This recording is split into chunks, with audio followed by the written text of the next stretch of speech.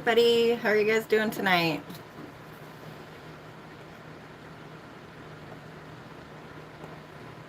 Hey, Adam. I see you're here already. I love it when you welcome me into my own live. It's nice to have someone here to greet me. How are you doing? Did you have a good weekend?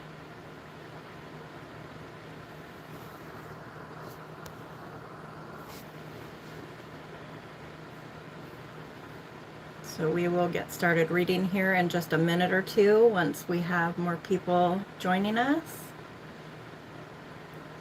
And I'm going to be reading Judges through the end of the book tonight, and then we will read Ruth in its whole because it's only 4 chapters. If anybody needs prayer, of course, don't hesitate to ask. I'm always more than happy to pray with anybody who needs it.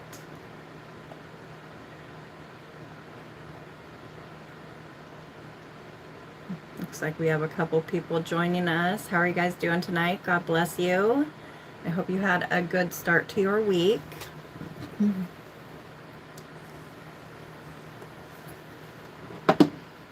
just giving everybody a chance to get in, and then we will start reading. Katrina, hey, how are you?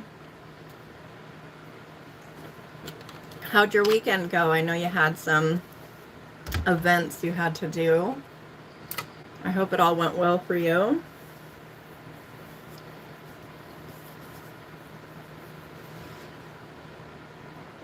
Alive, yeah. Yeah, I'm living. I'm here. I'm existing. Rebel, hey, you got your tea, huh? Oh, and some soup. My weekend was pretty good.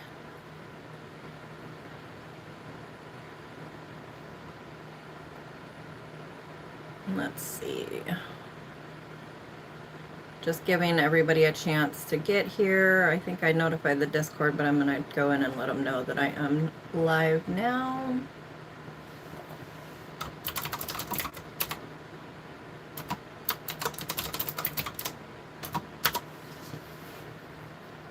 Okay.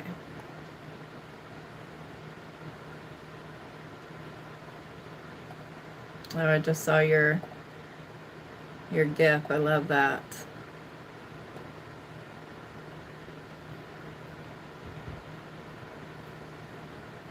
Okay.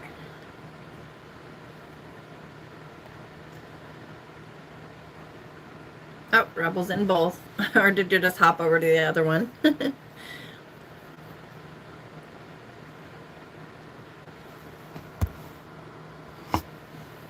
So I am doing a dual stream on the main one to see how that goes, because I hadn't tested it out in a while.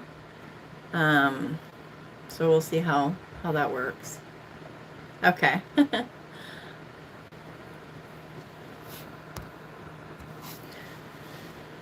Okay, and for those who don't know, I'm reading out of the LSB for this reading. That's the Legacy Standard. Excuse me. Why does a frog always end up crawling in my throat as soon as I go live? I'm fine all day and then bam. But that is the Legacy Standard Bible. It's like an updated version of the NASB, which is what I usually read.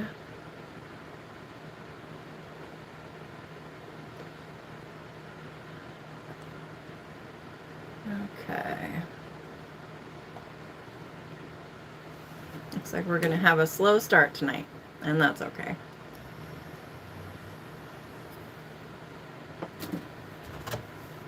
I'm going to take one more drink, and then we will just head on into reading.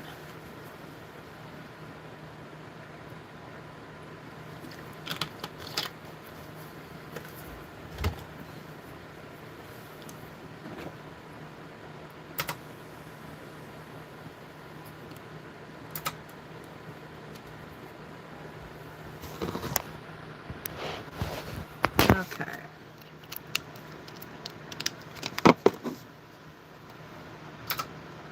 Judges chapter 10. Then after Abimelech died, Tola the son of Pua, the son of Dodo, a man of Issachar, arose to save Israel. And he lived in Shamir in the hill country of Ephraim. And he judged Israel 23 years. Then he died and was buried in Shamir. After him, Jair the Gileadite arose and judged Israel 22 years. And he had 30 sons who rode on 30 donkeys. And they had 30 cities in the land of Gilead that are called Havoth Jair to this day. And Jair died and was buried in Canaan. Then the sons of Israel again did what was evil in the eyes of Yahweh, and served the Baals and the Ashtaroth, the gods of Aram, the sons of Sidon, the gods of Moab, the gods of the sons of Ammon, and the gods of the Philistines. Thus they forsook Yahweh and did not serve him. So the anger of Yahweh burned against Israel, and he sold them into the hands of the Philistines and into the hands of the sons of Ammon. And they shattered and smashed the sons of Israel that year. For 18 years they did this to all the sons of Israel who were beyond the Jordan in Gilead in the land of the Amorites. Then the sons of Ammon crossed the Jordan to fight also against Judah, Benjamin, and the house of Ephraim, so that Israel was greatly distressed. And the sons of Israel cried out to Yahweh, saying, We have sinned against you, for indeed we have forsaken our God and served the Baals. Then Yahweh said to the sons of Israel, Did I not save you from the Egyptians, the Amorites, the sons of Ammon, and the Philistines? Also the Sidonians, the Amalekites, and the Ammonites oppressed you. And you cried out to me, and I saved you from their hand. Yet you have forsaken me and served other gods. Therefore I will no longer save you. Go and cry out to the gods which you have chosen. Let them save you in the time of your distress. Then the sons of Israel said to Yahweh, We have sinned, so you do to us whatever seems good in your eyes, only please deliver us this day. So they removed the foreign gods from among them and served Yahweh, and he could bear the trouble of Israel no longer. Then the sons of Ammon were summoned, and they camped in Gilead, and the sons of Israel gathered together and camped in Mizpah. And the people, the princes of Gilead, said to one another, Who is the man who will begin to fight against the sons of Ammon? He shall become head over all the inhabitants of Gilead. And that was Judges chapter 10. Welcome to those just coming in. God bless you. If anybody needs prayer, please don't hesitate to ask. I have 4 kitties sleeping in here right now. I am spoiled. Okay, so, and again, for those just coming in, we are reading through to the end of Judges and then into Ruth, which is only 4 chapters, so we'll be completing that tonight as well. Take a quick drink.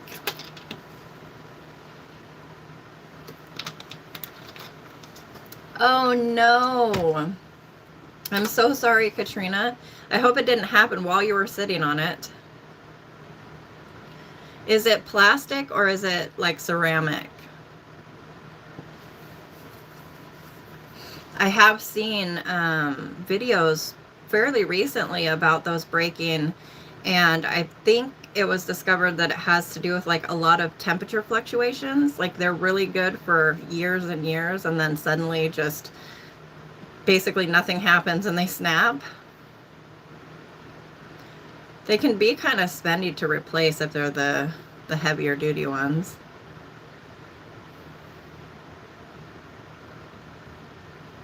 That's frustrating. I'm sorry that happened. Oh, you spilled ice cream. Oh yeah, it's Monday is Mondaying, huh? Oh my goodness. I'm so sorry. Well, now you're here resting in the Word of God among friends. So I'm so glad you're here.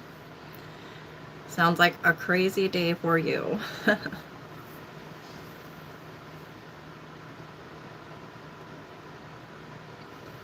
Oh, looks like some more people are joining us. God bless you.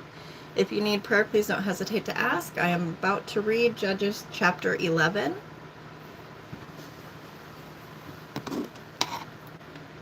Give me just a minute. I have to go across the room and grab something. Are you really using a light bulb as a pillow, kitten? Silly. Actually, Rebel, this will be something to tell you, I guess. I went and ordered some stuff on Temu, whatever it is. And one of the things I got for super cheap was this. It's a fan light.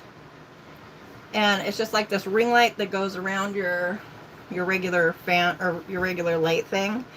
It screws in. And it's a fan around it and a light. And I got it for like, I don't know, $10 or less. Yeah, I really like it. The lighting in my room is terrible, so my son gave me his little strip lights, and that helps because when I'm crafting, I won't be able to see anything. So that's helpful, and now I got this fan light, and it's really nice. They actually sent me two, and I'm not sure if I was charged for two. I'll have to go check. But now I have an extra that I'm thinking I'll see if I can put it in the kitchen or something like that. Okay. Oh, more people are here. God bless you. If you need prayer, please don't hesitate to ask. And I am going to read. Hey, Jer, welcome in. How are you doing today? Did you have a good day at school?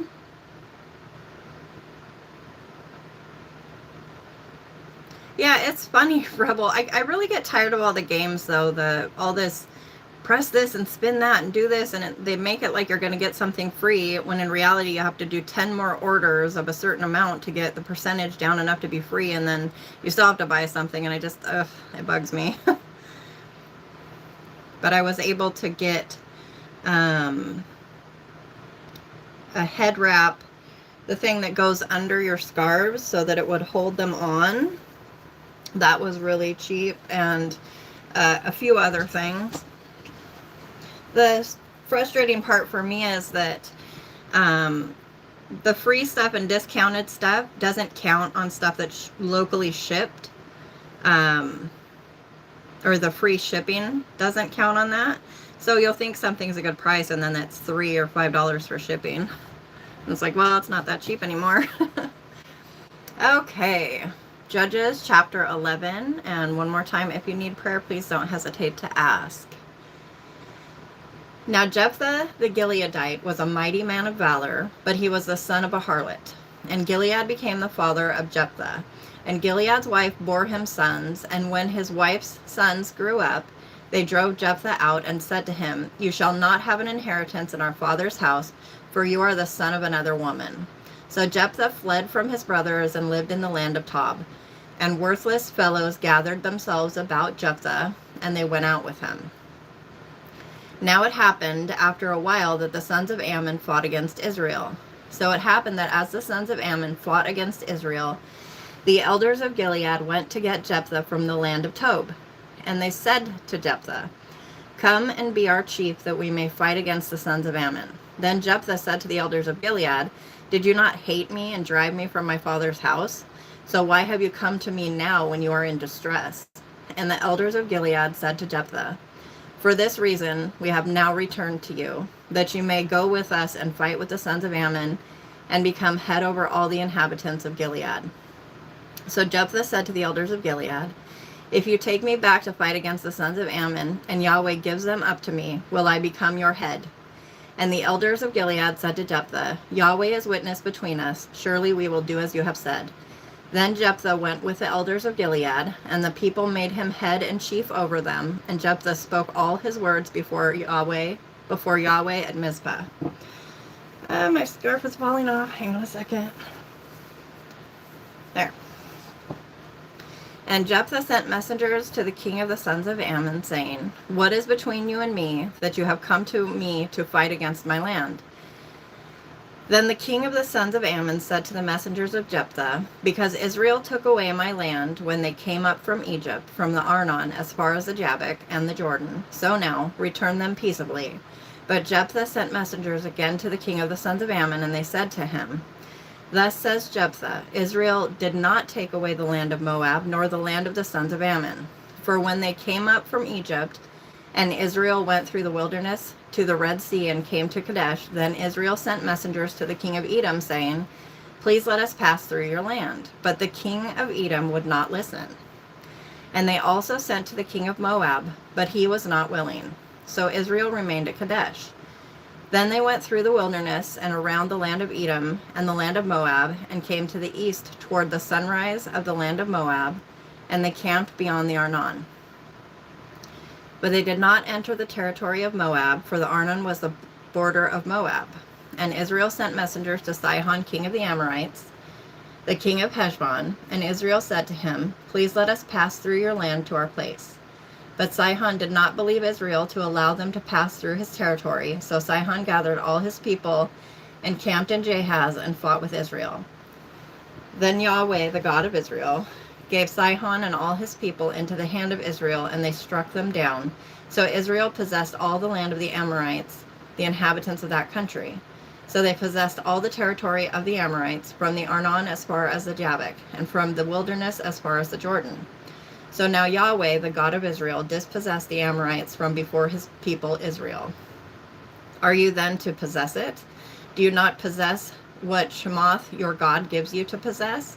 So whatever Yahweh our God has taken possession of before us, we will possess it. So now are you any better than Balak the son of Zippor, king of Moab? Did he ever strive with Israel, or did he ever fight against them?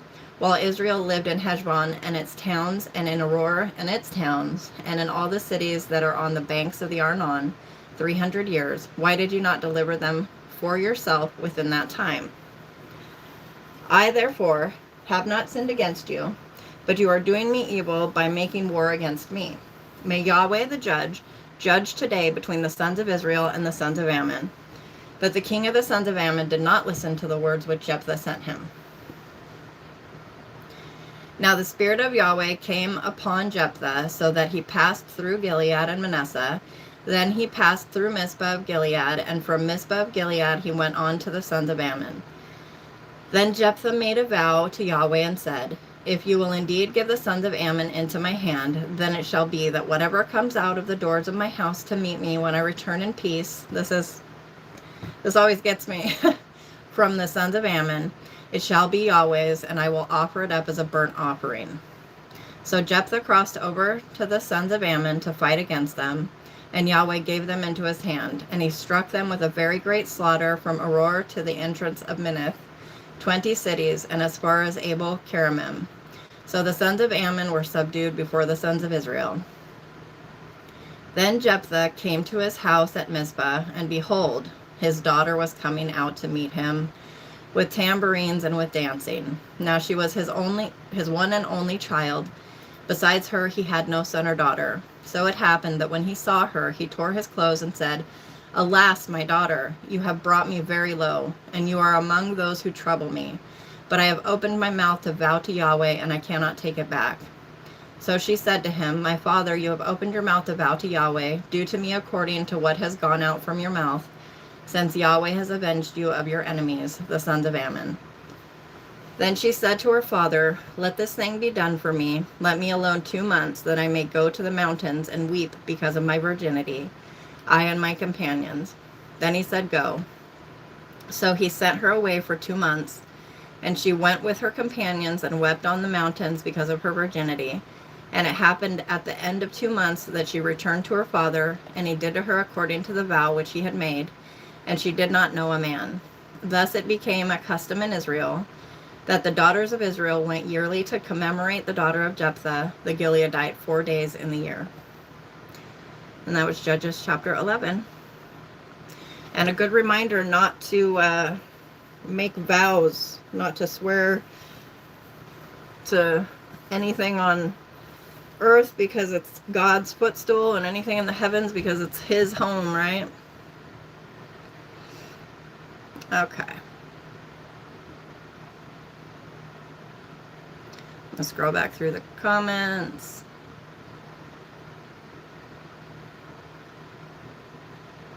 I'm glad you got a new one, Katrina.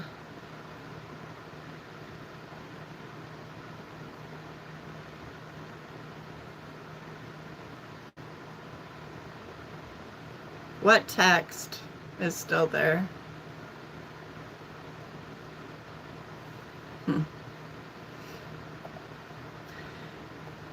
Yeah, so funny, now that I'm doing the dual stream on the main one, it's getting like no views. I'm so tired of YouTube just being so finicky. I'm gonna take a drink real quick.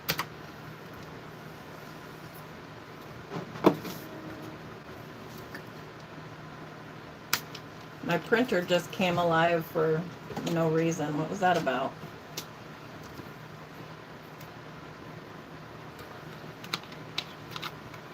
It was pretty sunny here today too.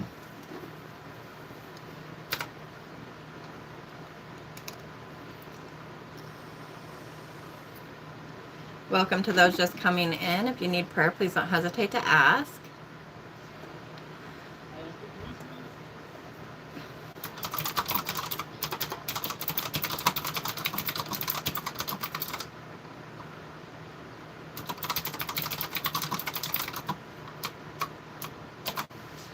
Okay, so I put the link down in the comments of the vertical stream. Oh, my camera is on, so you're you're staring at like the top of my scissor handles and my computer and my lights above. Okay, we'll just turn that off. There we go. Sorry about that. And I'll make my little icon smaller as well. There we go. Now it's how it normally is.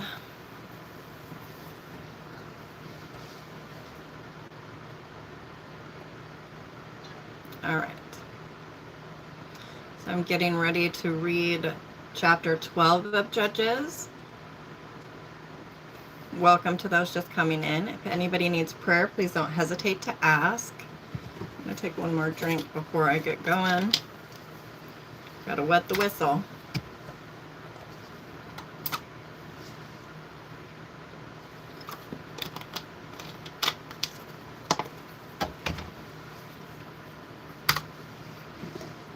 I'm going to try dropping some hashtags down in the comments.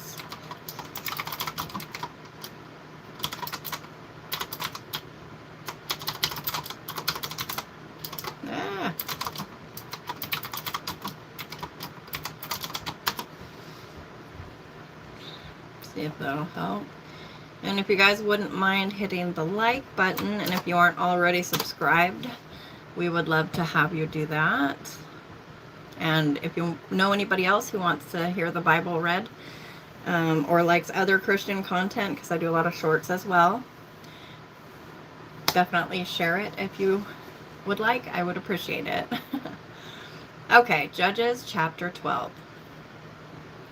Then the men of Ephraim were summoned, and they crossed the Zaphon, and said to Jephthah, "Why did you cross over to fight against the sons of Ammon, but did not call us to go with you? We will burn your house down on you." Then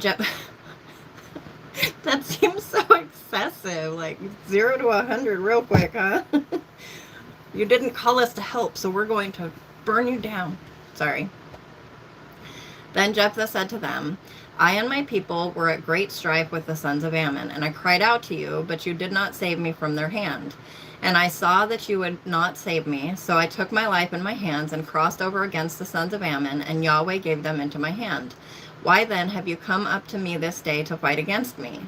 Then Jephthah gathered all the men of Gilead and fought Ephraim, and the men of Gilead struck Ephraim down, because they said, "You are fugitives, O Ephraim, O Gileadites, in the midst of Ephraim, and in the midst of Manasseh." And the Gileadites captured the fords of the Jordan opposite Ephraim.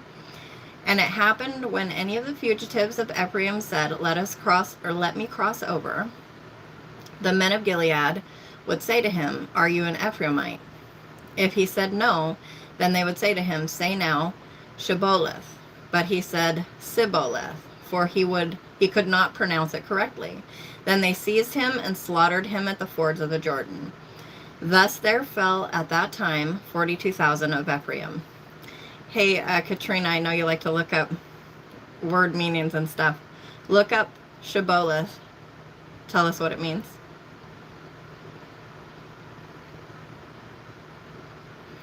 Oh, she said she's off stocking the pantry.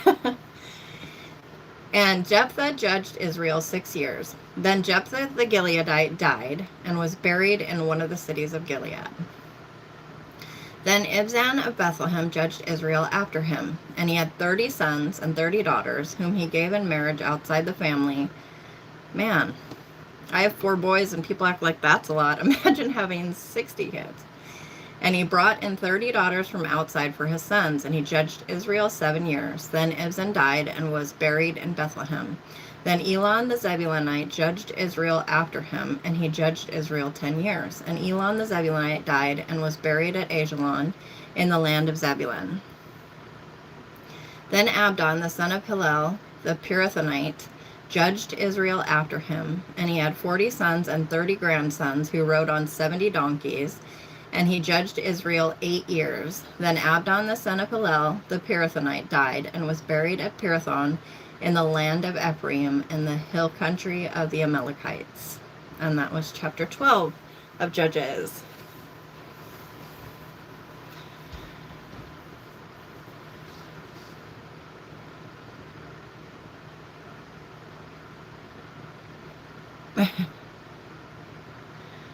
Is she getting some snacky snacks? Maybe she'll find something good in the back of her pantry if she hasn't cleaned it a while. I don't have a pantry. I have a mudroom that I have shelves in, and that's the pantry. Okay, so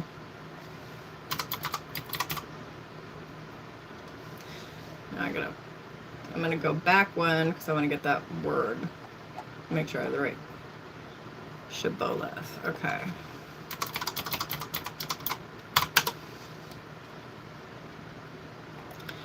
Okay, so it says a custom, principle, or belief distinguishing a particular class or group of people, especially a long-standing one regarded as outmoded or no longer important. Well, let's look up what it says with the Bible. Shibboleth is a Hebrew word meaning ear of grain or stream, used in Judges, a linguistic password to distinguish allies from enemies. So it's just a word. It's kind of like when kids have a no boys allowed or no girls allowed fort. And it's like, what's the password? Ear of corn. Okay, how is everybody doing tonight? Oh, I was going to say welcome to those coming in, but it looks more like they're all just leaving. But God bless those who are here. If you need prayer, please don't hesitate to ask. I'm going to take a drink and then carry on into Judges chapter 13.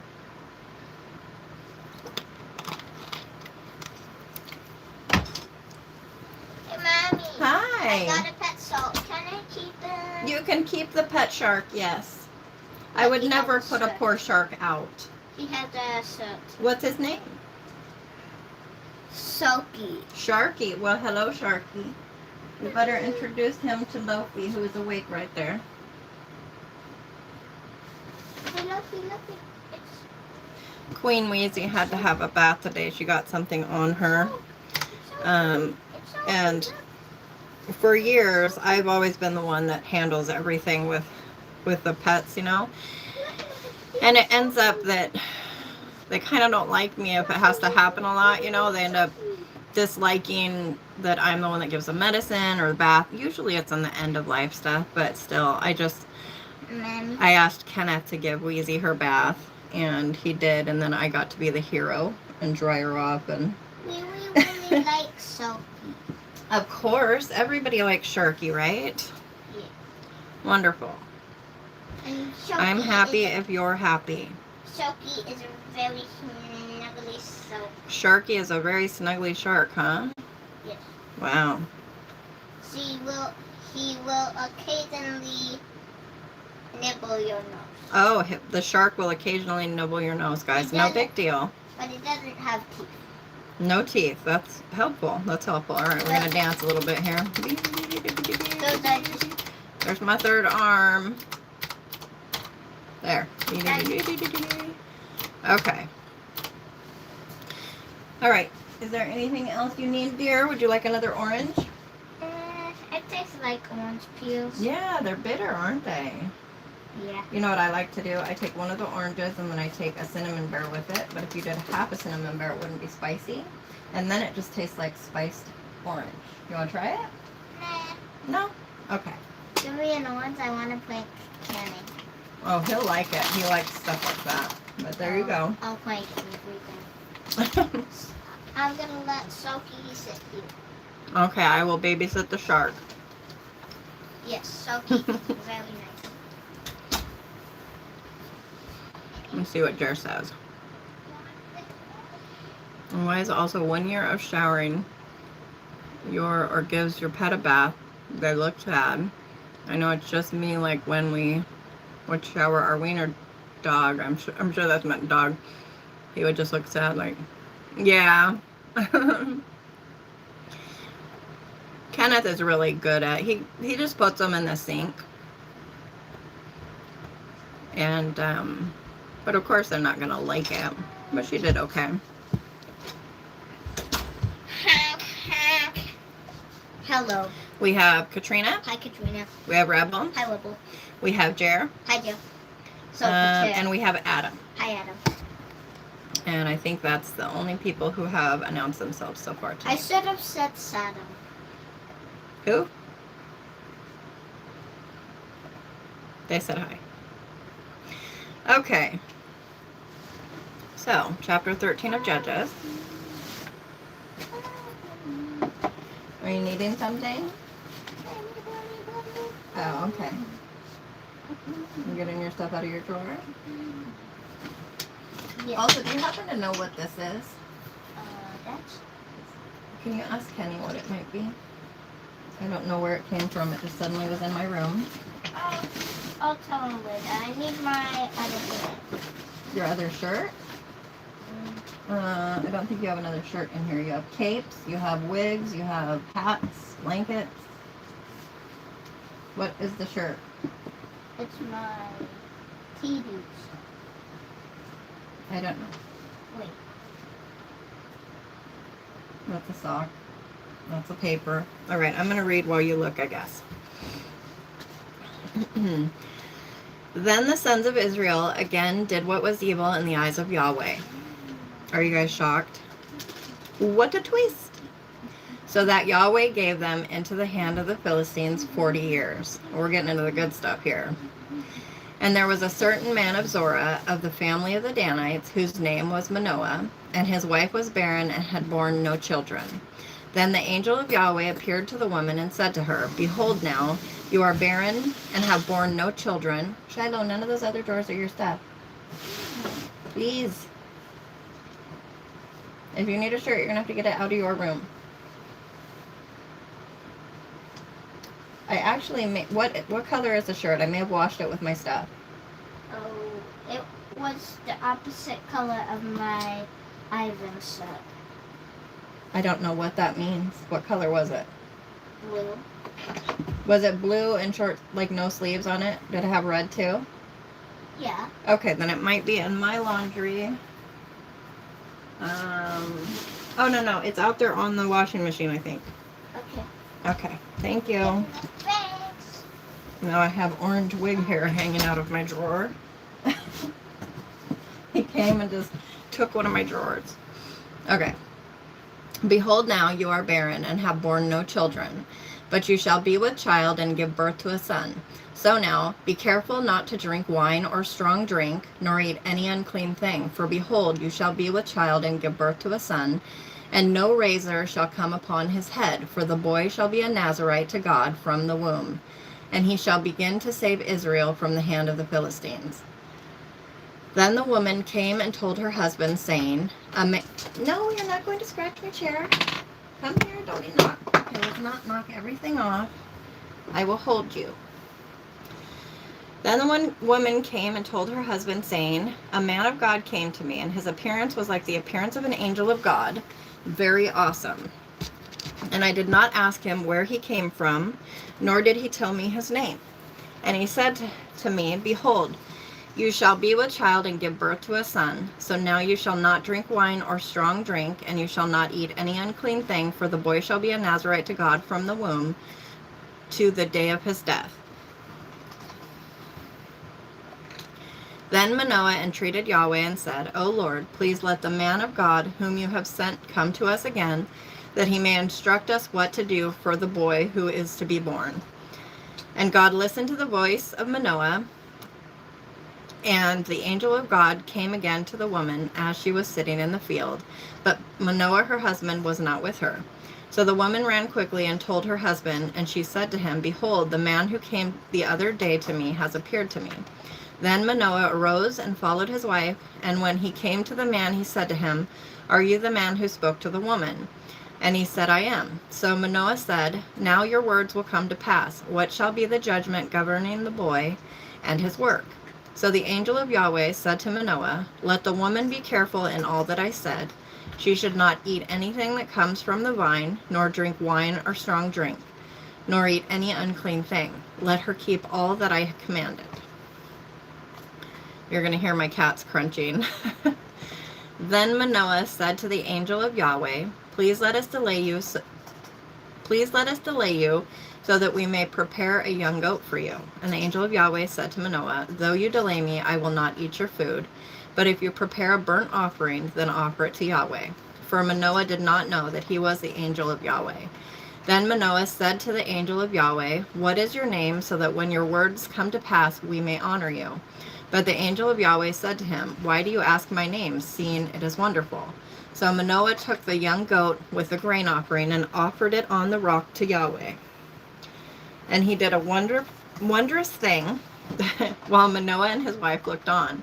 Indeed, it happened when the flame went up from the altar toward heaven, that the angel of Yahweh went up in the flame of the altar. And Manoah and his wife saw this, so they fell on their faces to the ground. Now the angel of Yahweh did not appear to Manoah or his wife again. Then Manoah knew that he was the angel of Yahweh. So Manoah said to his wife, We will surely die, for we have seen God. But his wife said to him, If Yahweh had desired to put us to death, he would not have accepted a burnt offering and a grain offering from our hands, nor would he have shown us all these things, nor would he have let us hear things like this at this time. Then the woman gave birth to a son and named him Samson.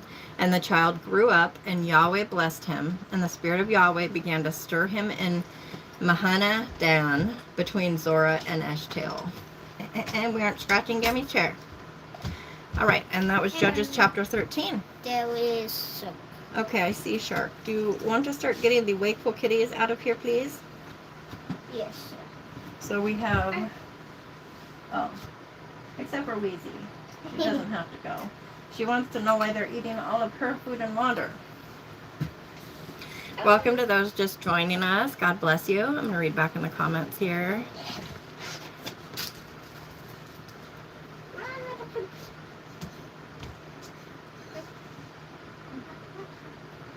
Oh, I like dried, it's not papaya, is it? Lily's getting a little bit chunky. Yeah. Well, take her out there so she can eat the bowl out there. Oh, I don't care for seaweed. See, salty kelp and seaweed. Yeah, not my bag, that's for sure. Hey, Toilet! It's John. Shiloh John is here. Hi, John Toilet. What should I say, John? What? What should I say, John Toilet? You can say whichever you please. How are you doing? Should I say Toilet John? Toilet said hi, Shiloh.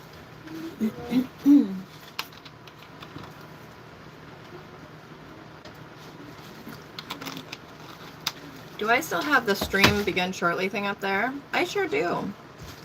I guess we better get started then, huh? I love you, Mommy. I love you too, baby. Okay, my hair wrap is driving me batty, so I'm going to switch it to just this one that slipped on. Okay. There, that one should stay in place. Okay, so Judges chapter 14.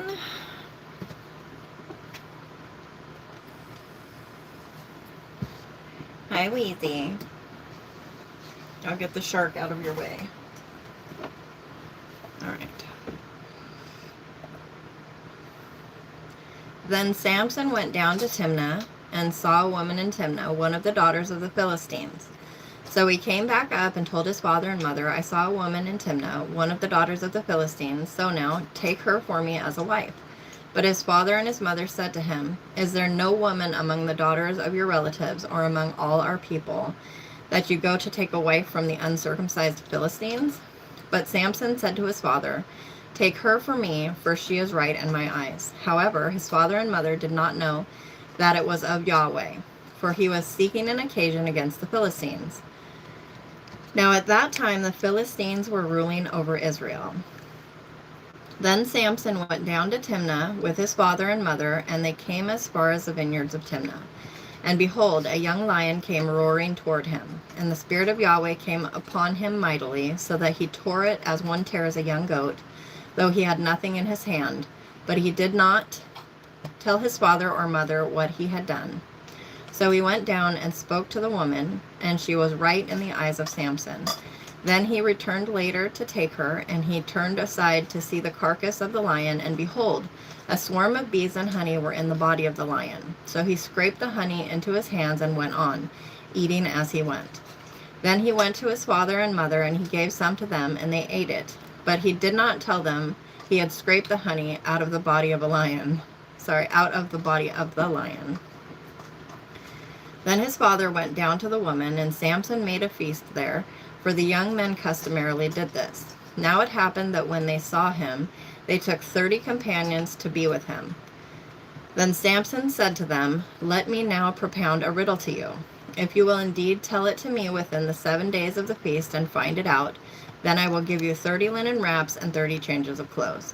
But if you are unable to tell me, then you shall give me 30 linen wraps and 30 changes of clothes. And they said to him, Propound your riddle, that we may hear it. So he said to them, Out of the eater came something to eat, and out of the strong came something sweet. But they could not tell the riddle in 3 days. Then it happened on the 4th day that they said to Samson's wife, Entice your husband so that he will tell us the riddle, or we will burn you and your father's house with fire. Have you invited us to impoverish us? Is this not so? So Samson's wife wept before him and said, You only hate me, and you do not love me. You have propounded a riddle to the sons of my people, and have not told it to me. And he said to her, Behold, I have not told it to my father or mother, so should I tell you? However, she wept before him 7 days while their feast lasted, and on the 7th day he told her, because she pressed him so hard. She then told the riddle to the sons of her people. So the men of the city said to him on the 7th day before the sun went down, What is sweeter than honey, and what is stronger than a lion? And he said to them, If you had not plowed with my heifer, you would not have found out my riddle. Then the Spirit of Yahweh came upon him mightily, and he went down to Ashkelon and struck down 30 of them, and took their spoil, and gave the changes of clothes to those who told the riddle. And his anger burned, and he went up to his father's house. But Samson's wife was given to his companion, who had been his friend. And that was Judges chapter 14. Oh, sleep tight and dream sweet, Jer.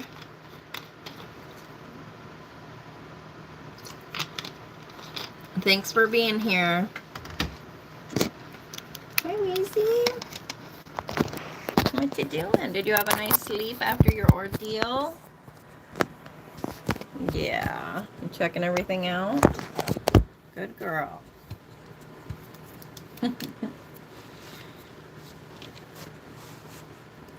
Did you get your belly full?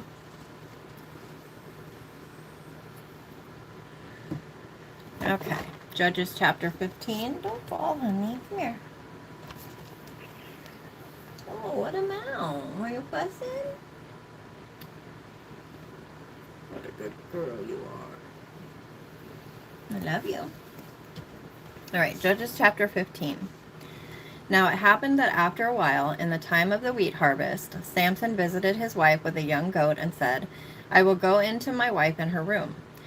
But her father did not let him enter. And her father said, I really thought that you hated her intensely, so I gave her to your companion. Is not her younger sister better than she? Please let her be yours instead. Samson then said to them, This time I shall be innocent in regard to the Philistines when I do them harm. So Samson went and caught 300 foxes and took torches and turned the fox's tail to tail and put one torch in the middle between two tails.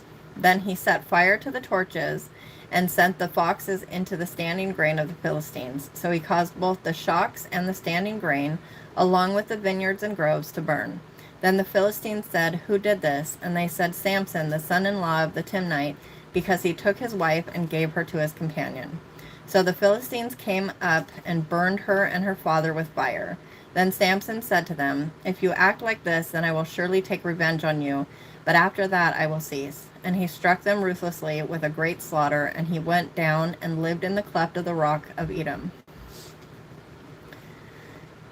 Then the Philistines went up and camped in Judah and spread out in Lehi. So the men of Judah said, Why have you come up against us? And they said, We have come up to bind Samson in order to do to him as he did to us.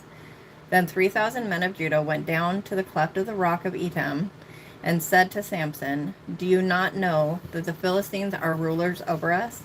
What then is this that you have done to us? And he said to them, As they did to me, so I have done to them. And they said to him, We have come down to bind you so that we may give you into the hand of the Philistines. And Samson said to them, Swear to me that you that you yourselves will not kill me. So they said to him, No, but we will bind you fast and give you into their hands. Yet surely we will not put you to death. Then they bound him with 2 new ropes and brought him up from the rock. When he came to Lehi, the Philistines shouted as they met him. And the Spirit of Yahweh came upon him mightily, so that the ropes that were on his arms were as flax that is burned with fire, and his bonds dropped from his hands. And he found a fresh jawbone of a donkey, so he sent forth his hand, and took it, and struck down 1,000 men with it. Then Samson said, With the jawbone of a donkey, heaps upon heaps, with the jawbone of a donkey, I have struck down 1,000 men. Now it happened that when he had finished speaking, he threw the jawbone from his hand, and he named that place Ramath-Lehi. Or actually, I think it's Ehi, isn't it? I've been saying Lehi because that's an I, not an L. Sorry, guys. I wish they would put the little lines on the top and bottom. Then he became very thirsty, and he called to Yahweh and said, You have given this great salvation by the hand of your slave. But now shall I die of thirst and fall into the hands of the uncircumcised? So God split the hollow place that is in Lehi. Oh, it's both. Hey, no. We're not going to be ripping stuff up. I see what happened. It's just not capitalized for the second part of the word, so it is Lehi. And water came out of it. Then he drank, and his spirit returned, and he revived. Therefore he named it En-Hakkor, which is in Lehi to this day, and he judged Israel 20 years in the days of the Philistines. What are you doing, Miss Ma'am?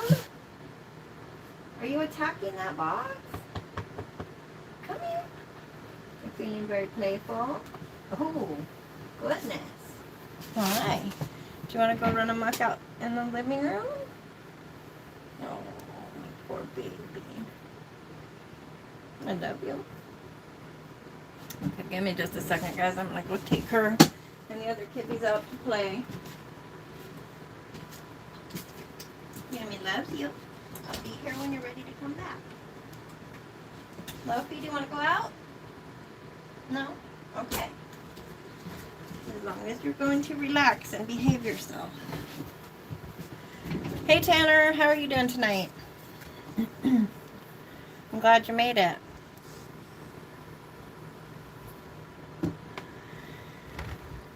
I'm going to take a drink and then we will be reading Judges chapter 16. Glad to hear it, Tanner.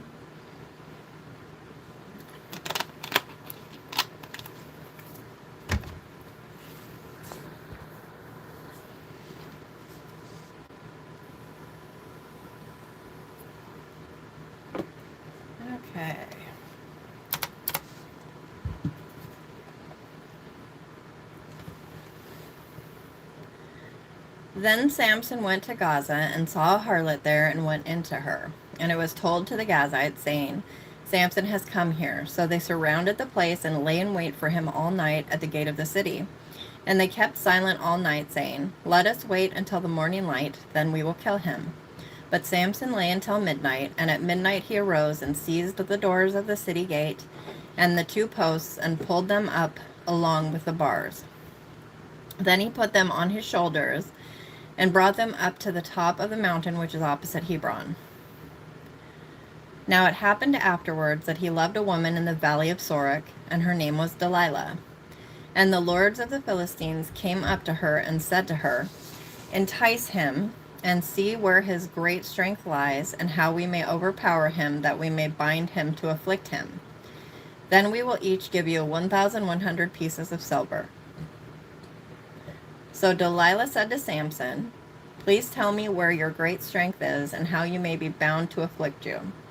Samson said to her, If they bind me with 7 fresh cords that have not been dried, then I will become weak and be like any other man. Then the lords of the Philistines brought up to her 7 fresh cords that had not been dried, and she bound him with them. Now she had men lying in wait, sitting in an inner room. And she said to him, The Philistines are upon you, Samson. But he snapped the cords as a string of tinder snaps, then when it touches fire. So his strength was still not known. Then Delilah said to Samson, Behold, you have deceived me and told me lies. Now please tell me how you may be bound. And he said to her, If they bind me tightly with new ropes, which have not been used for work, then I will become weak and be like any other man.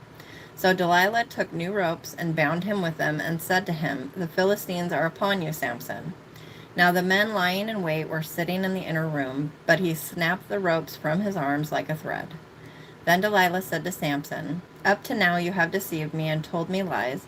Tell me how you may be bound. And he said to her, If you weave the 7 locks of my head with the web, and fasten it with a pin, then I will become weak and be like any other man. So while he slept, Delilah took the 7 locks of his hair and wove them into the web. I mean, I like to have my hair played with too, but okay. And she fastened it with a pin and said to him, The Philistines are upon you, Samson. But he awoke from his sleep and pulled out the pin of the loom and the web. Then she said to him, How can you say I love you when your heart is not with me? You have deceived me these 3 times and have not told me where your great strength is.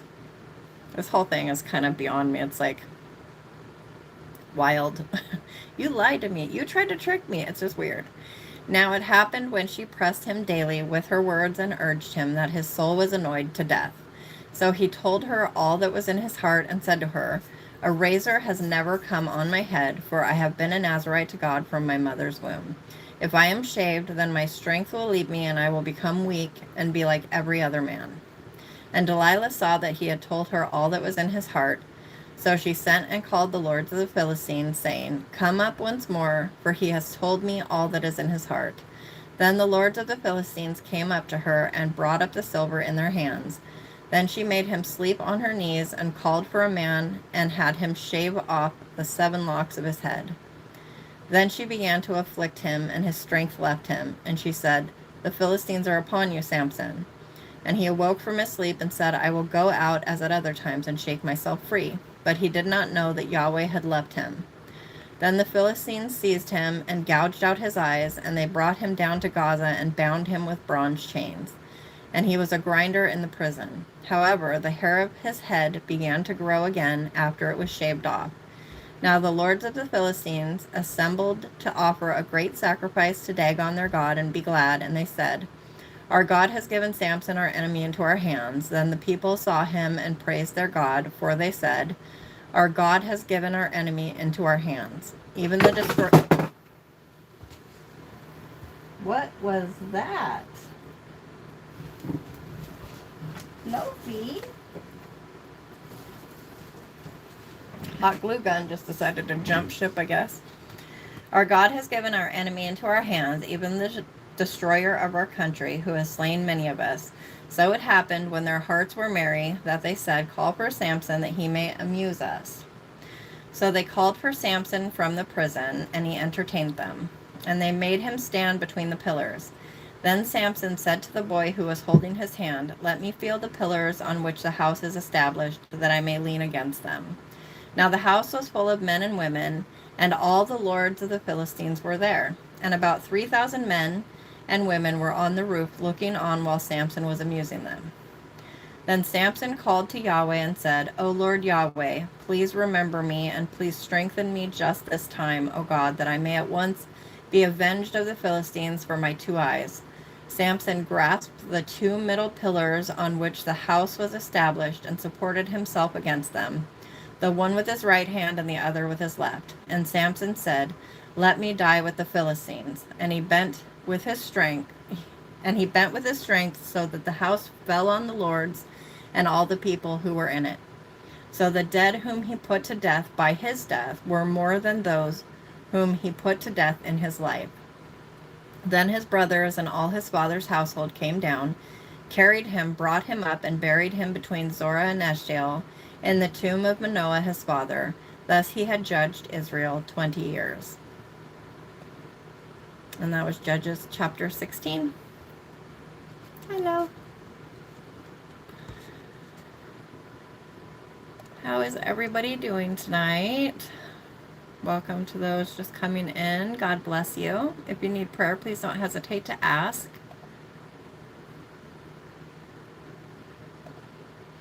I need to refresh this screen, it looks like.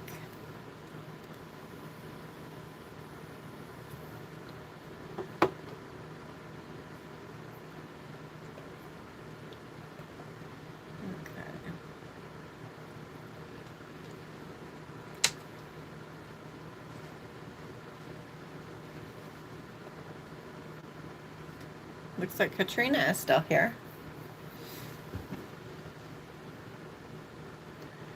All right, Judges chapter 17. As soon as I get a drink real quick.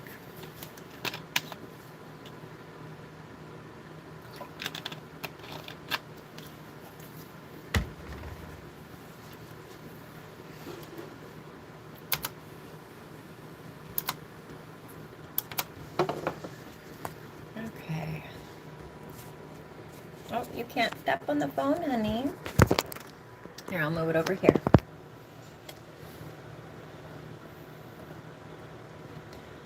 Judges 17. Now there was a man of the hill country of Ephraim, whose name was Micah. He said to his mother, "The 1,100 pieces of silver which were taken from you, about which you uttered a curse and spoke of it in my hearing, behold, the silver is with me. It was I who took it." And his mother said, "Blessed be my son by Yahweh." And he then returned the 1,100 pieces of silver to his mother. And his mother said, "I wholly set apart the silver from my hand as holy to Yahweh for my son to make a graven image and a molten image. So now I will return them to you." So he returned the silver to his mother, and his mother took 200 pieces of silver and gave them to the silversmith. And he made them into a graven image and a molten image, and they were in the house of Micah. And this man Micah had a shrine, and he made an ephod and household idols, and ordained one of his sons, and he became his priest. In those days there was no king in Israel. Every man did what was right in his own eyes. And there was a young man from Bethlehem in Judah, of the family of Judah, who was a Levite, and he was sojourning there. And the man went from the city from Bethlehem in Judah to sojourn wherever he might find a place. And as he made his journey, he came to the hill country of Ephraim, to the house of Micah. And Micah said to him, "Where do you come from?" And he said to him, "I am a Levite from Bethlehem in Judah, and I am going to sojourn wherever I may find a place." Micah then said to him, "Remain with me and be a father and a priest to me, and I will give you 10 pieces of silver a year, a suit of clothes, and your sustenance." So the Levite went in, and the Levite was willing to remain with the man, and the young man became to him like one of his sons. So Micah ordained the Levite, and the young man became his priest and lived in the house of Micah. Then Micah said, "Now I know that Yahweh will prosper me because I have a Levite as a priest." And that was Judges 17. Welcome to those just joining us. God bless you. If you need prayer, please don't hesitate to ask. Give me just a second here. I'm going to check some settings real quick. You're going to probably hear Lofi crunching on some food.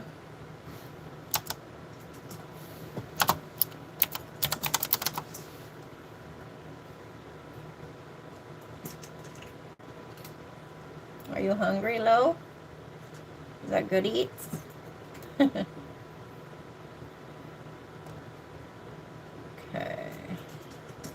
Just checking to make sure all the settings are okay. It appears like they are.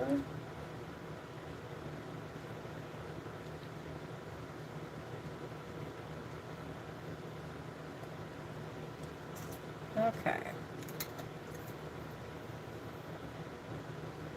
Just a quiet night tonight, I guess, and that's okay. I'm glad you guys are here. I will read for anybody with ears to hear. So Judges chapter 18. Oh, you're babysitting right now, Katrina?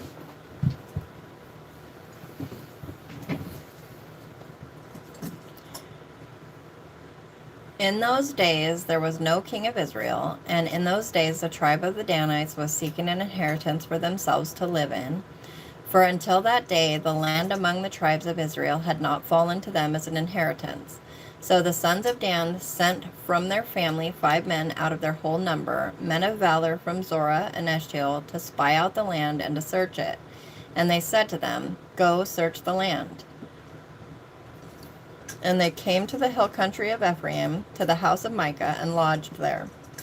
They were near the house of Micah, and they recognized the voice of the young man, the Levite.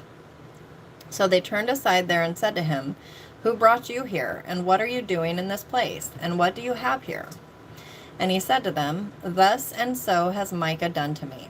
And he has hired me, and I have become his priest." And they said to him, "Ask of God, please, that we may know whether our way on which we are going will be successful." So the priest said to them, "Go in peace, your way in which you are going is before Yahweh." Then the 5 men went forth and came to Laish, and saw the people who were in it living in security, after the manner of the Sidonians, quiet and secure. For there was no oppressive conqueror dishonoring them for anything in the land, and they were far from the Sidonians, and had no dealings with anyone. So they came back to their brothers at Zorah and Eshtaol, and their brothers said to them, "What do you report?" And they said, "Arise, and let us go up against them, for we have seen the land, and behold, it is very good. And will you be silent? Do not delay to go, to enter, to possess the land. When you enter, you will come to a secure people and a spacious land, for God has given it into your hand, a place where there is no lack of anything that is on the earth." Then from the family of the Danites, from Zorah and from Eshtaol, 600 men armed with weapons of war set out. And they went up and camped at Kiriath Jearim in Judah. Therefore they called that place Mahane Dan to this day. Behold, it is west of Kiriath Jearim. Then they passed from there to the hill country of Ephraim, and came to the house of Micah. And the 5 men who went to spy out the country of Laish answered and said to their relatives, "Do you know that there are in these houses an ephod and household idols and a graven image and a molten image? So now know what you should do." Then they turned aside there and came to the house of the young man, the Levite, to the house of Micah, and asked him of his welfare. Now the 600 men, armed with their weapons of war, who were of the sons of Dan, were standing by the entrance of the gate. Then the 5 men who went to spy out the land went up and entered there, and took the graven image and the ephod and household idols and the molten image. And the priest was standing by the entrance of the gate with the 600 men armed with weapons of war. Now these had entered into Micah's house and took the graven image, the ephod and household idols, and the molten image. Then the priest said to them, "What are you doing?" And they said to him, "Be silent, put your hand over your mouth, and come with us, and be to us a father and a priest. Is it better for you to be a priest to the house of one man, or to be priest to a tribe and a family in Israel?" And the priest's heart was merry, and he took the ephod and household idols and the graven image and entered among the people. Then they turned and went away and put the little ones and the livestock and the valuables in front of them. They had gone some distance from the house of Micah. You can't step on the keyboard, honey. Here you go. Okay. Hey, crazy kitten. They had gone some distance, oh goodness, from the house of Micah, and the men who were in the houses near Micah's house were summoned, and then overtook the sons of Dan. And they called out to the sons of Dan, who turned around and said to Micah, "What is the matter with you, that you were summoned together?" And he said, "You have taken away my gods, which I made, and the priests, and have gone away, and what do I have besides? So how can you say to me, 'What is the matter with you?'" Then the sons of Dan said to him, "Do not let your voice be heard among us, lest men, bitter of soul, fall upon you, and you lose your life, with the lives of your household." So the sons of Dan went on their way, and when Micah saw that they were too strong for him, he turned and went back to his house. Now they took what Micah had made, and the priest who had belonged to him, and they came to Laish, to a people quiet and secure, and struck them with the edge of the sword, and they burned the city with fire. We need to go out. All right. Hang on a second, guys. I'm letting you out. Okay. Go ahead. Okay. Now it's just Cracker in here, and he's asleep up in the new bed.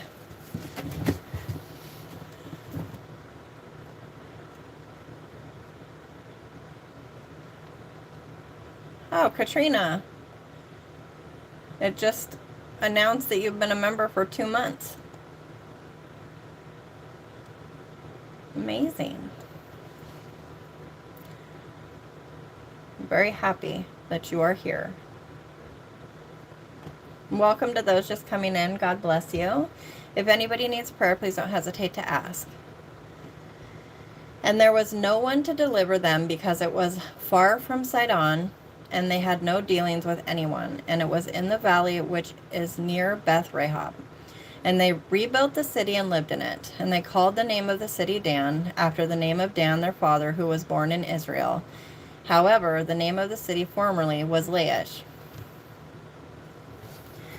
Then the sons of Dan set up for themselves the graven image, and Jonathan the son of Gershom, the son of Moses, he and his sons were priests to the tribe of the Danites, until the day of the exile of the land. So they set up for themselves Micah's graven image, which he had made, all the time that the house of God was at Shiloh. And that was Judges chapter 18. Welcome to those who have joined. God bless you. How's everybody doing tonight?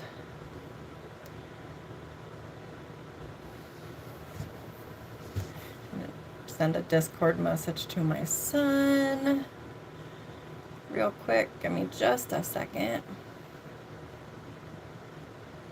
If I can find, there it is.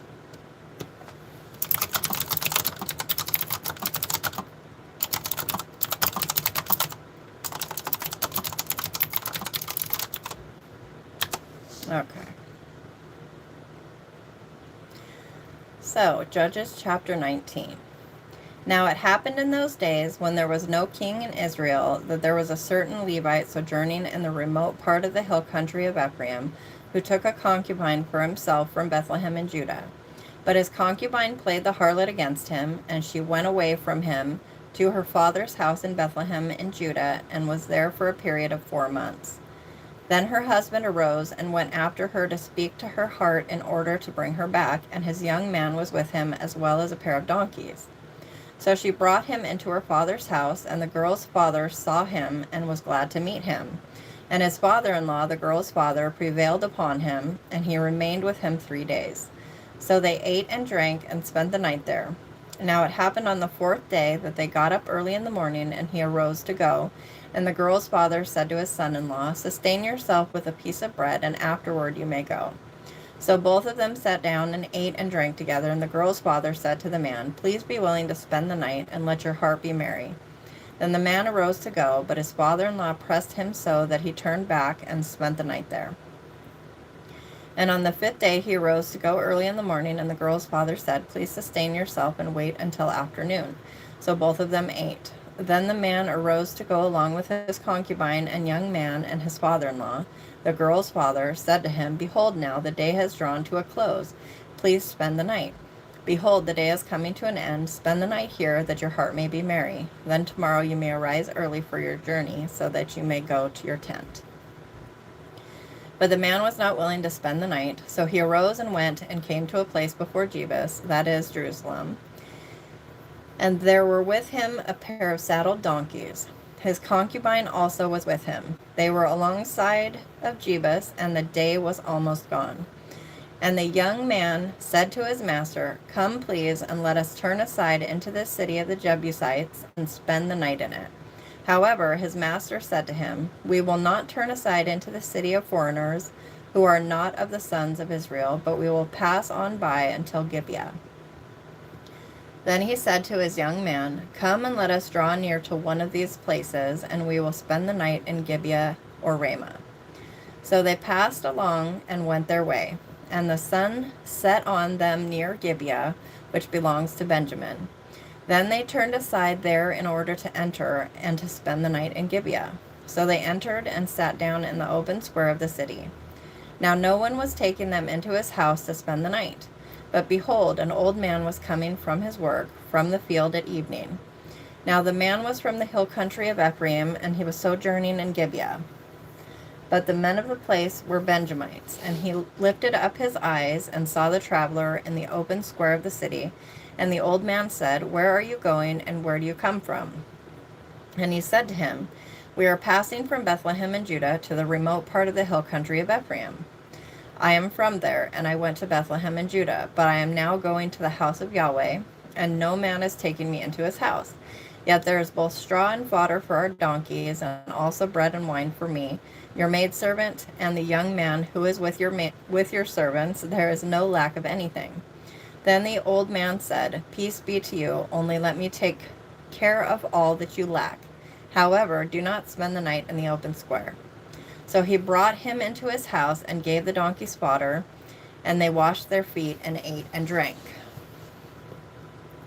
They were making their hearts merry, and behold, the men of the city, certain vile fellows, surrounded the house, pounding the door. And they spoke to the owner of the house, the old man, saying, "Bring out the man who came into your house, that we may know him." Then the man, the owner of the house, went out to them and said to them, "No, my brothers, please do not do evil. Since this man has come into my house, do not commit this disgraceful act. Behold, my daughter who is a virgin and his concubine, please let me bring them out, that you may violate them and do to them whatever is good in your eyes. But do not commit such a disgraceful act against this man." But the men were not willing to listen to him. So the man took hold of his concubine and brought her out to them, and they knew her and abused her all night until morning, and they let her go at the breaking of dawn. As the day began to dawn, the woman came and fell down at the doorway of the man's house where her master was until full daylight. Then her master arose in the morning and opened the doors of the house and went out to go on his way. And behold, the woman, his concubine, was lying on the doorway of the house with her hands on the threshold. And he said to her, "Get up and let us go." But there was no answer. Then he took her on the donkey, and the man arose and went to his home. Then he entered his house, and took a knife, and took hold of his concubine, and cut her in 12 pieces, limb by limb, and sent her throughout the territory of Israel. And all who saw it said, "Nothing like this has ever happened or been seen from the day when the sons of Israel came up from the land of Egypt to this day. Consider it, take counsel, and speak up." And that was Judges chapter 19. That was quite a chapter, you know. Some of it can be heavy, that's for sure. Okay. So actually, if you guys would give me a minute, I'm going to put up my little AFK. As soon as I can figure out where it's at. There it is. And I need to run and grab myself a snack real quick. So give me just a moment. I'm going to actually turn the, oops. I don't know what just happened in that stream.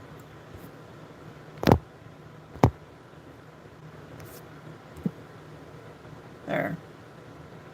Very odd. Okay, so I'm going to turn the volume up on this so you guys can hear the music over that year. here. For 18 years, they did this to all the sons of Israel. For 18 years, Goodness.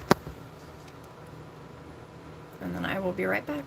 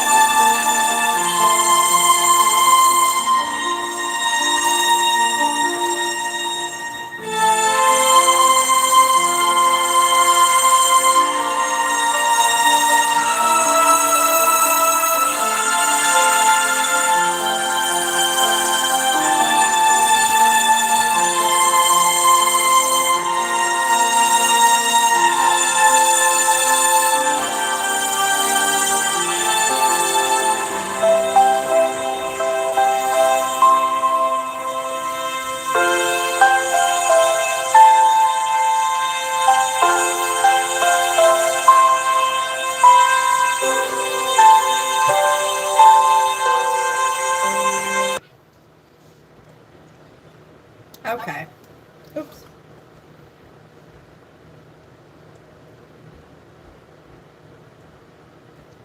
Why am I hearing? Ooh! What is that? It's me.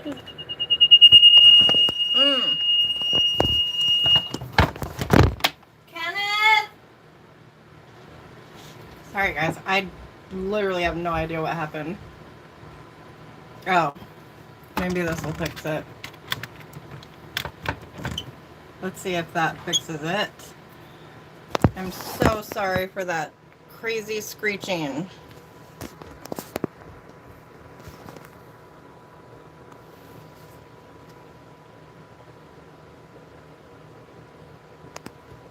I hope it didn't come through to you guys.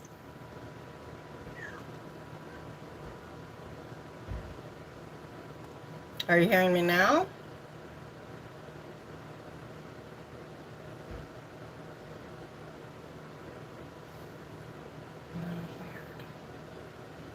I don't know what's going on. Okay. Now it should be fixed. No? Yes? Somebody let me know in the comments if you guys are hearing me okay. Should be better now. That screech was crazy. My streaming software changed how their sound bar works, and I accidentally hit unmute on the headphones, which I don't even have, and it just started screeching out of nowhere.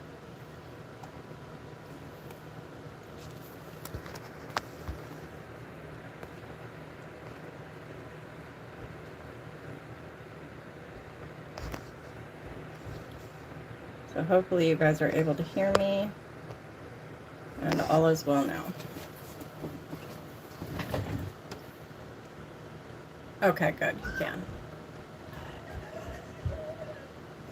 Yeah, that I definitely remember that chapter, but I'll tell you in this. Oh, no, I don't need a bunch of kitties in here. Look who I did, yeah. What? My face looks like Red Hot something. Oh, did you try the hot honey? Yeah, he gave me more. That's ghost pepper. Why would he give you more? He gave me more, and then I was running to him because he. Okay, trying to get this. That's fine. Let her go. Okay, well, I was running towards him like. Well, drink some milk. Yeah, I was chugging that stuff. Well, try to keep it in your mouth for a bit while it cools it, you know. The point is to coat your tongue. So. I was running towards him because he had the milk like a drug addict. Oh. And he was taking my. That's silly. Weezy. What are you doing, silly girl? Okay. Well, are you okay though? Why did he give you more? I don't know. Yeah, well, don't take more next time, okay? I love you. No. Oh, Katrina, you're a sweetheart. I love you. Thank you so much. I look away for 2 seconds and I look back and there's a big green box on my screen. Honestly, I just love you so much. You've been a sweetheart since the first time you walked in here. Oh, you're right. I forgot about that. I'm supposed to hush about it. But then if I do that with you, I'll accidentally forget when somebody else does it and offend somebody. I can't win.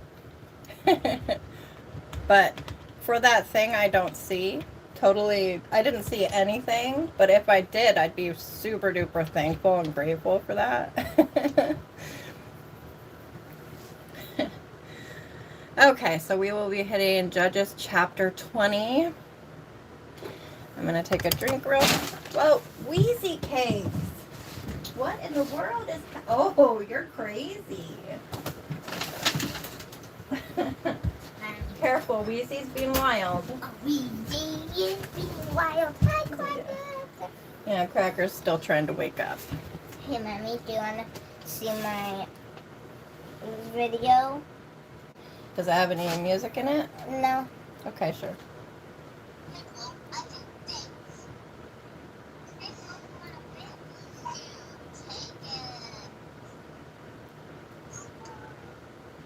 Do you want a bite of my roast beef sandwich? Oh. It's just meat and bread. No. You sure? That's it. Okay. I love you. I love you. Oh, that's okay, Katrina. Get rest. It sounds like you've had a very productive and also chaotic day. Yes, Ruth is coming up. I think we have, is it 4 or 5 more chapters of Judges? And then it will be Ruth. But if you happen to miss it, if you fall asleep, you can always listen to the replay. Are you sneezing, Cracker?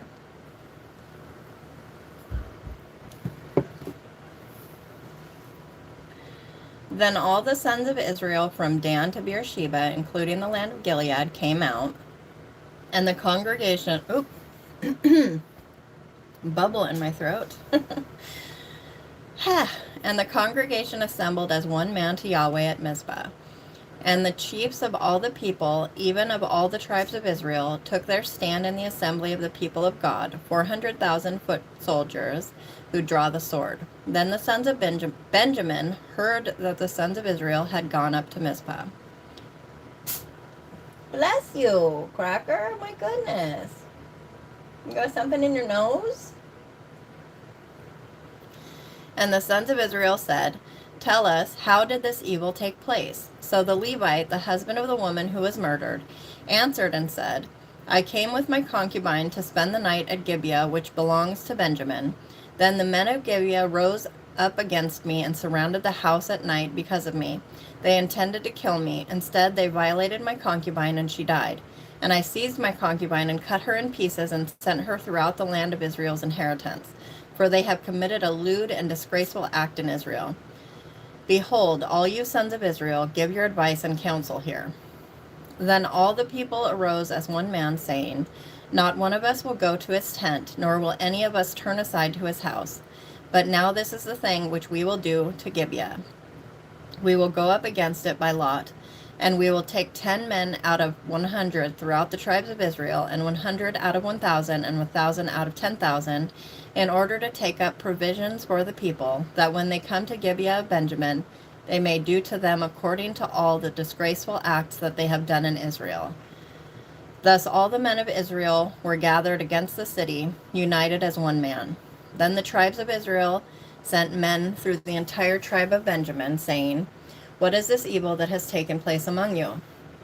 So now, give up the men, the vile fellows in Gibeah, that we may put them to death and purge this evil from Israel." But the sons of Benjamin were not willing to listen to the voice of their brothers, the sons of Israel.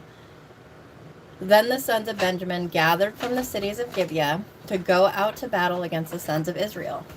Squeezy! Hey! Squeezy! Oh, you're having a fuss. Would you like a little snack? Look, do you want some roast beef? Wait, here. I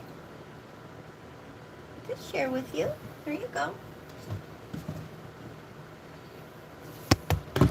Is that good? It's so funny how cats always have to take something and carry it, even if it's just a few inches away from where you give them. Here, up here. There's some more. Look, here. Look. There you go. Okay. And from the cities on that day, the sons of Benjamin were numbered 26,000 men who draw the sword, besides the inhabitants of Gibeah, who were numbered 700 choice men. Out of all these people, 700 choice men were left-handed. Each one could sling a stone at a hair and not miss. And the men of Israel, besides Benjamin, were numbered 400,000 men who draw the sword. All these were men of war. Oh, hey, Carla. I'm so glad you made it. How are you doing?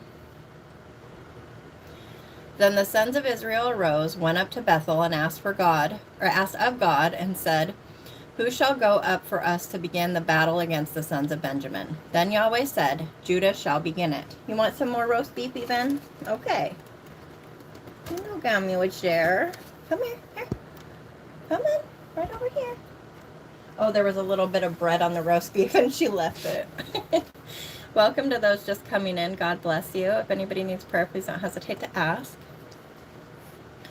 So the sons of Israel arose in the morning and camped against Gibeah, and the men of Israel went out to battle against Benjamin, and the men of Israel arranged themselves for battle against them at Gibeah. Then the sons of Benjamin came out of Gibeah and destroyed to the ground on that day 22,000 men of Israel.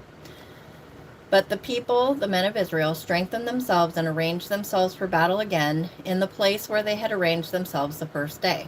And the sons of Israel went up and wept before Yahweh until evening and asked of Yahweh, saying, Shall we again approach for battle against the sons of my brother Benjamin? And Yahweh said, Go up against him. Weezy, can you come over to this? Look. Look. Look.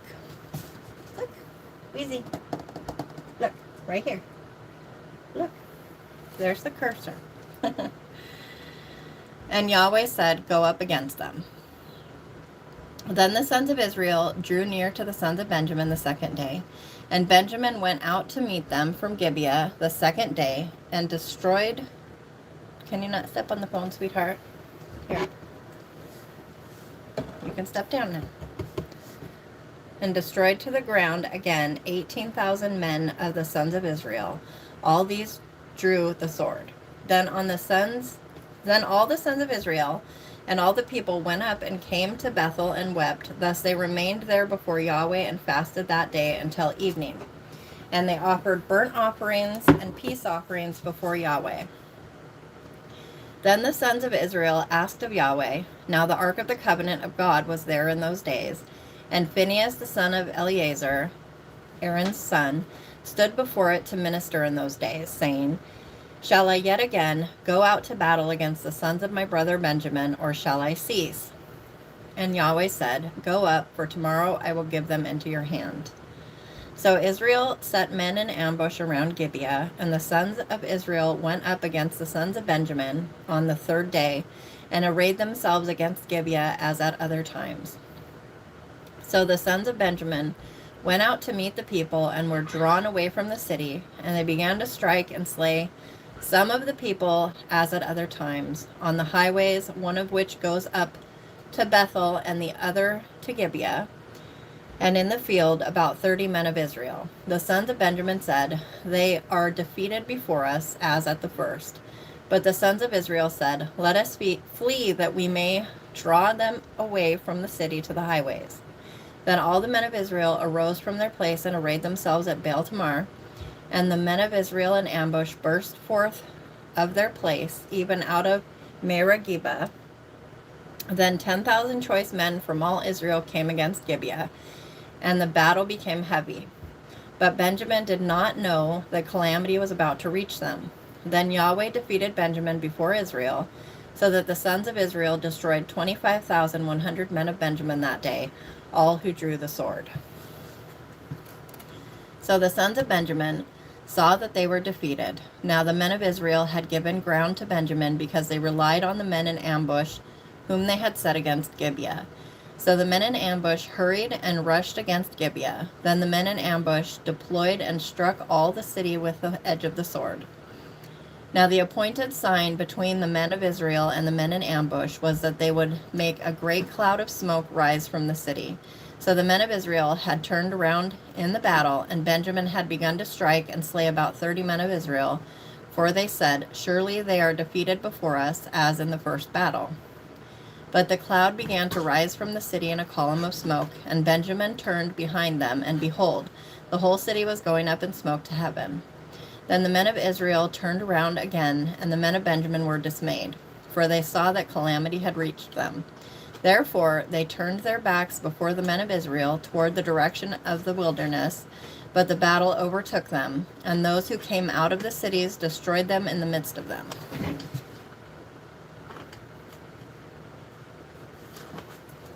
Sorry, I had to see what my cat was doing. They surrounded Benjamin, pursued them without rest, and trod them down opposite Gibeah to the east toward the sunrise. Thus 18,000 men of Benjamin fell. All these were valiant men, and the rest turned and fled toward the wilderness to the rock of Rimmon. But they caught 5,000 of them on the highways and overtook them at Gittim and struck down 2,000 of them.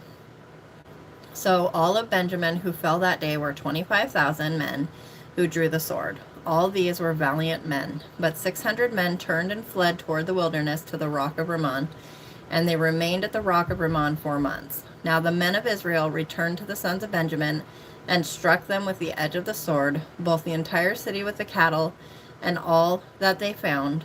They also set on fire all the cities which they found. And that was Judges chapter 20.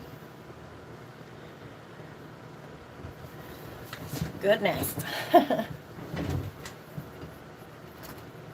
And if you'll give me just one moment.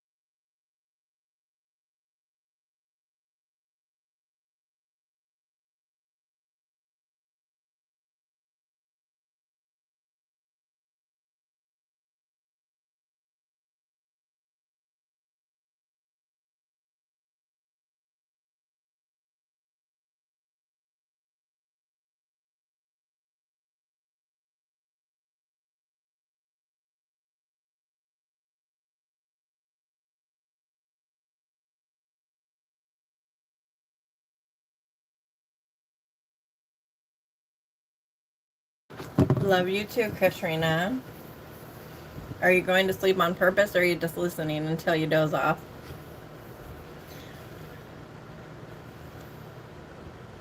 So we are headed into Judges chapter 21.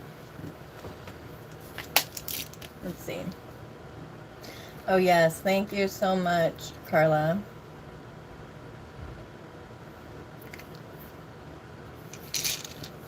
Appreciate you. Just gonna take some ibuprofen and Tylenol real quick,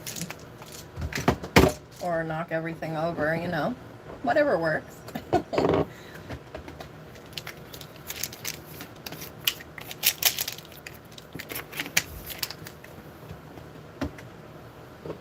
How was your day, Carla?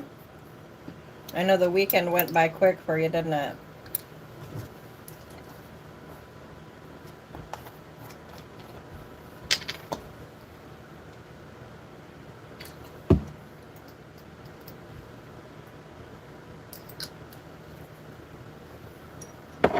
Yuck. I've been taking the liquid iodine. Not a fan. Might as well go lick a seashell or something. Ugh.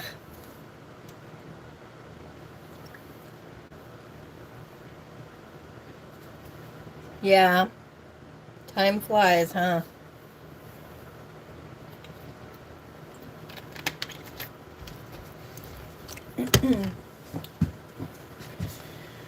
Okay, Judges chapter 21.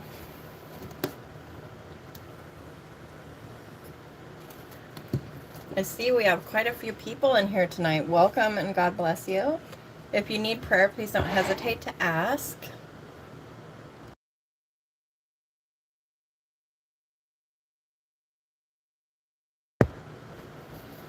Oh, let me take down the AFK sign. And here we go. Now the men of Israel had sworn in Mizpah, saying, "None of us shall give his daughter to Benjamin as a wife." So the people came to Bethel and sat there before God until evening, and lifted up their voices and wept bitterly. And they said, "Why, O Yahweh, God of Israel, has this come about in Israel, so that one tribe should be missing today from Israel?" Now it happened the next day that the people arose early and built an altar there and offered burnt offerings and peace offerings. Excuse me. Then the sons of Israel said, "Who is there among all the tribes of Israel who did not come up in the assembly of Yahweh?" For they had taken a great oath concerning him who did not come up to Yahweh at Mizpah, saying, "He shall surely be put to death." And the sons of Israel were sorry for their brother Benjamin, and said, "One tribe is cut off from Israel today. What shall we do for wives for those who are left? But we have sworn by Yahweh not to give them any of our daughters in marriage.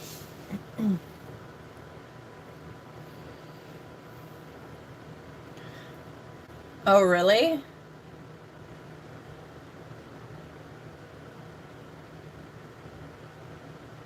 I guess I've never, I mean, I always feel like it's time is flying, but I've never, like, tried to check, I guess.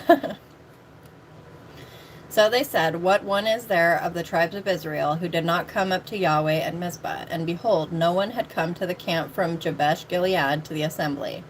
Indeed, the people were numbered, but behold, not one of the inhabitants of Jabesh Gilead was there. And the congregation sent 12,000 of the men of valor there, and commanded them, saying, Go and strike the inhabitants of Jabesh Gilead with the edge of the sword, with the women and the little ones. Now this is the thing that you shall do. You shall devote to destruction every man and every woman who has known, that is lain with, a man. And they found among the inhabitants of Jabesh Gilead 400 young virgins who had not known a man by lying with him.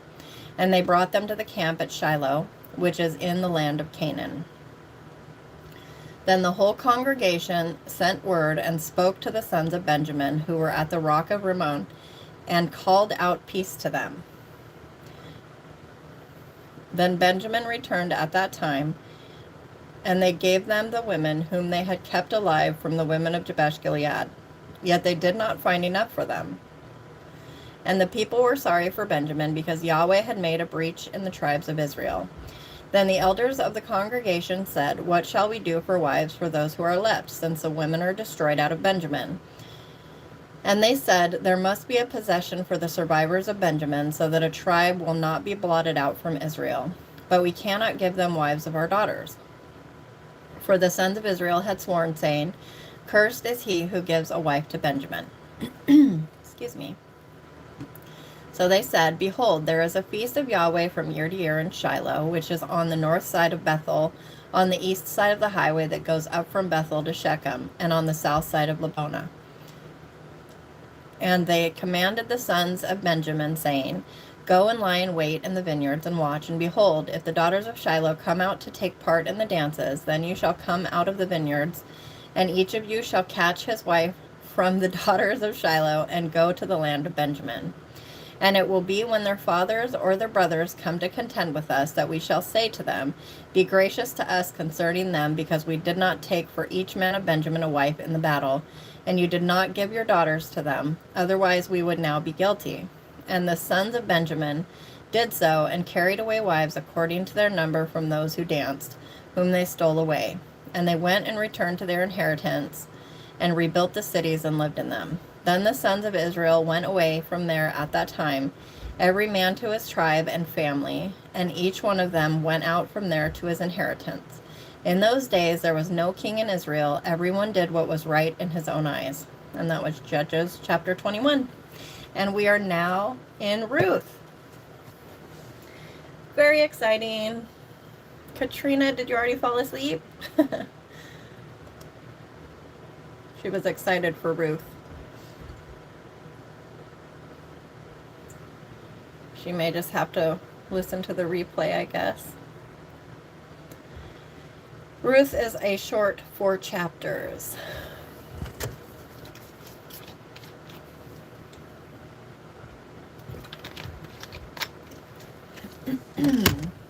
Welcome to those just coming in. God bless you. If you need prayer, please don't hesitate to ask.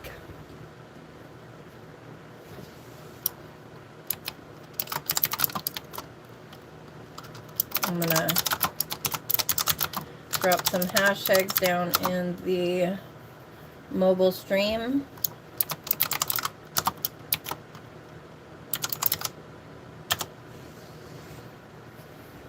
Okay. Ruth chapter 1. Now it happened in the days when the judges judged that there was a famine in the land, and a certain man of Bethlehem in Judah went to sojourn in the fields of Moab with his wife and his 2 sons. The name of the man was Elimelech, and the name of his wife Naomi. And the names of his 2 sons were Mahlon and Chilion, Ephrathites of Bethlehem and Judah. Now they came to the fields of Moab and remained there. Then Elimelech, Naomi's husband, died, and she was left with her 2 sons. They took for themselves Moabite women as wives. The name of the one was Orpah, and the name of the other Ruth. And they lived there about 10 years. Then both Mahlon and Chilion, also died, and the woman was left without her 2 children and her husband. Then she arose with her daughters-in-law and returned from the fields of Moab, for she had heard in the fields of Moab that Yahweh had visited his people to give them food. So she went forth from the place where she was, and her 2 daughters-in-law with her, and they went on the way to return to the land of Judah. And Naomi said to her 2 daughters-in-law, Go, return each of you to your mother's house, to her mother's house. May Yahweh show loving kindness with you as you have shown with the dead and with me. May Yahweh grant that you may find rest, each in the house of her husband. Then she kissed them, and they lifted up their voices and wept. And they said to her, No, but we will return with you to your people. But Naomi said, Return, my daughters. Why should you go with me? Have I yet sons in my womb, that they may be your husbands? Return, my daughters. Go, for I am too old to have a husband. If I said I have hope, if I should even have a husband tonight and also bear sons, would you therefore wait until they were grown? Would you therefore refrain from marrying? No, my daughters, for it is more bitter for me than for you, for the hand of Yahweh has gone forth against me. And they lifted up, and Orpah kissed her mother-in-law, but Ruth clung to her. Then she said, Behold, your sister-in-law has returned to her people and her gods. Return after your sister-in-law. But Ruth said, Do not press me to forsake you and turning back from following you. For where you go, I will go, and where you lodge, I will lodge. Your people shall be my people, and your God my God. Where you die, I will die, and there I will be buried. Thus may Yahweh do to me, and more, if anything but death separates you and me. So she saw that she was determined to go with her, and she said no more to her. Excuse me. Then they both went until they came to Bethlehem. Now it happened, when they had come to Bethlehem, all the city was stirred because of them. And the women said, Is this Naomi? She said to them, Do not call me Naomi, call me Mara, for the Almighty has dealt very bitterly with me. I went out full, but Yahweh has caused me to return empty. Why do you call me Naomi? Yahweh has answered against me, and the Almighty has brought calamity against me. So Naomi returned, and with her Ruth the Moabitess, her daughter-in-law, who returned from the fields of Moab. Now they came to Bethlehem at the beginning of barley harvest. And that was Ruth chapter 1. I'm going to take a drink. Welcome to those just coming in. God bless you. How are you guys doing tonight? If anybody needs prayer, please don't hesitate to ask.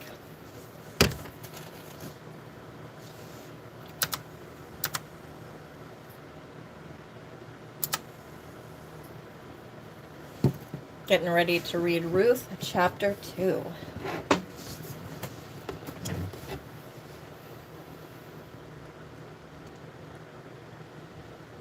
Now Naomi had a kinsman of her husband, a mighty man of excellence of the family of Elimelech, whose name was Boaz. And Ruth the Moabitess said to Naomi, Please let me go to the field and glean among the ears of grain after one whom I may find favor in his eyes. Excuse me. And she said to her, Go, my daughter. So she went, and she came and gleaned in the field after the reapers. And it so happened that she happened to come to the portion of the field belonging to Boaz, who was of the family of Elimelech. Now behold, Boaz came from Bethlehem and said to the reapers, May Yahweh be with you. And they said to him, May Yahweh bless you. Then Boaz said to his young man who was in charge of the reapers, Whose young woman is this? The young man in charge of the reapers replied, She is the young Moabite woman who returned with Naomi from the fields of Moab. And she said, Please let me glean and gather after the reapers among the sheaves. Thus she came and has remained from the morning until now. She has been sitting in the house for a little while.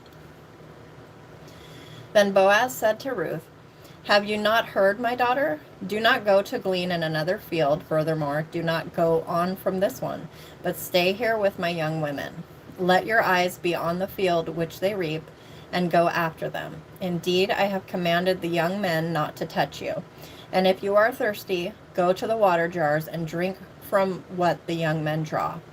Then she fell on her face, bowing to the ground, and said to him, Why have I found favor in your sight that you should take notice of me, though I am a foreigner?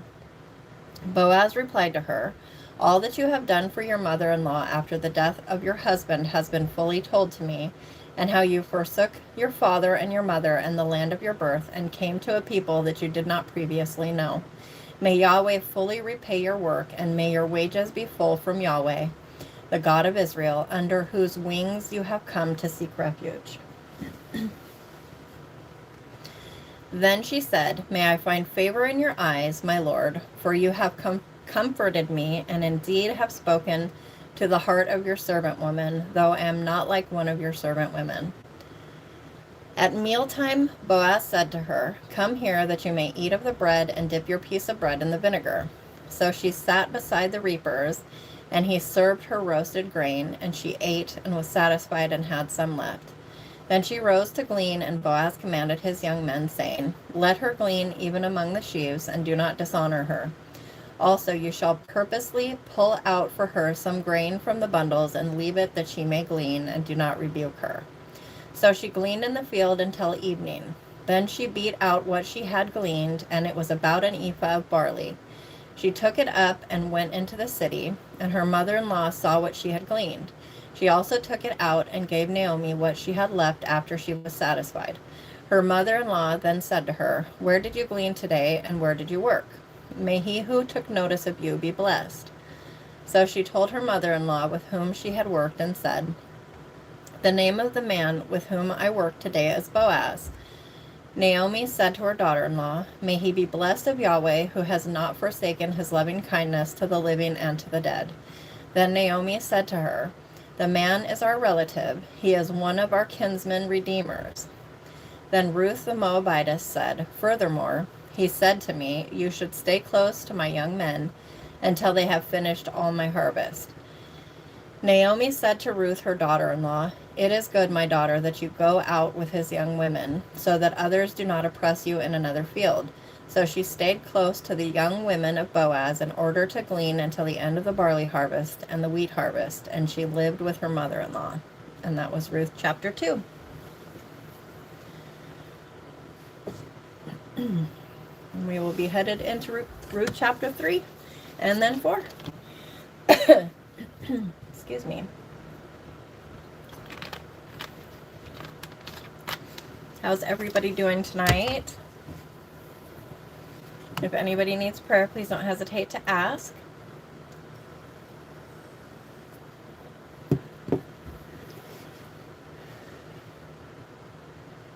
Ruth chapter 3. Then Naomi, her mother-in-law, said to her, My daughter, shall I not seek a state of rest for you, that it may be well with you? And now is not Boaz our kinsman with whose young women you were? Behold, he is winnowing barley at the threshing floor tonight. So you shall wash yourself and anoint yourself, and put on your best clothes, and you shall go down to the threshing floor. But do not make yourself known to the man until he has finished eating and drinking. Let it be that when he lies down, you shall know the place where he lies, and you shall go and uncover his feet and lie down. Then he will tell you what you shall do. She said to her, All that you say I will do. So she went down to the threshing floor and did according to all that her mother-in-law had commanded her. And Boaz ate and drank, and his heart was merry, and he went to lie down at the end of the heap of grain. And she came secretly and uncovered his feet and lay down. Then it happened in the middle of the night that the man was startled and bent forward, and behold, a woman was lying at his feet. And he said, Who are you? And she answered, I am Ruth, your maidservant. So spread your wing over your maidservant, for you are a kinsman redeemer. Then he said, May you be blessed of Yahweh, my daughter. You have shown your last loving kindness to be better than the first, by not going after young men, whether poor or rich. So now, my daughter, do not fear. All that you say I will do for you. For all my people within the gates of the city know that you are a woman of excellence. But now it is true, I am a kinsman redeemer. However, there is a kinsman redeemer closer than I. Stay this night, and it will be in the morning that if he will redeem you, good, let him redeem you. But if he does not desire to redeem you, then I will redeem you, as Yahweh lives. Lie down until morning. So she lay at his feet until morning and rose before one could recognize another, and he said, Let it not be known that the woman came to the threshing floor. And he said, Give me the cloak that is on you and hold it. So she held it, and he measured 6 measures of barley and placed it on her. Then she went into the city. Then she came to her mother-in-law, and she said, How did it go, my daughter? And she told her all that the man had done for her. She said, These 6 measures of barley he gave to me, for he said, Do not go to your mother-in-law empty. Then she said, Sit then, my daughter, until you know how the matter falls into place, for the man will not remain quiet until he has finished the matter today. Pardon me. And that was Ruth chapter 3. Now we are on to Ruth chapter 4. I'm going to take a drink real quick and then we will continue reading.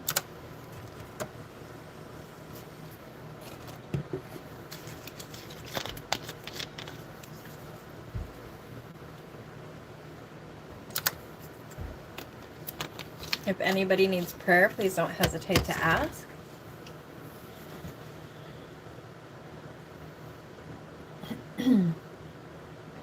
Okay. Ruth chapter 4. Now Boaz went up to the gate and sat down there, and behold, the kinsman redeemer of whom Boaz spoke was passing by. So he said, Turn aside, my fellow, sit down here. And he turned aside and sat down. Then he took 10 men of the elders of the city and said, Sit down here. So they sat down. Then he said to the kinsman redeemer, Naomi, who has come back from the fields of Moab, has to sell the portion of the field which belonged to our brother Elimelech. So I thought to uncover this matter in your hearing, saying, Acquire it before those who are sitting here, and before the elders of my people.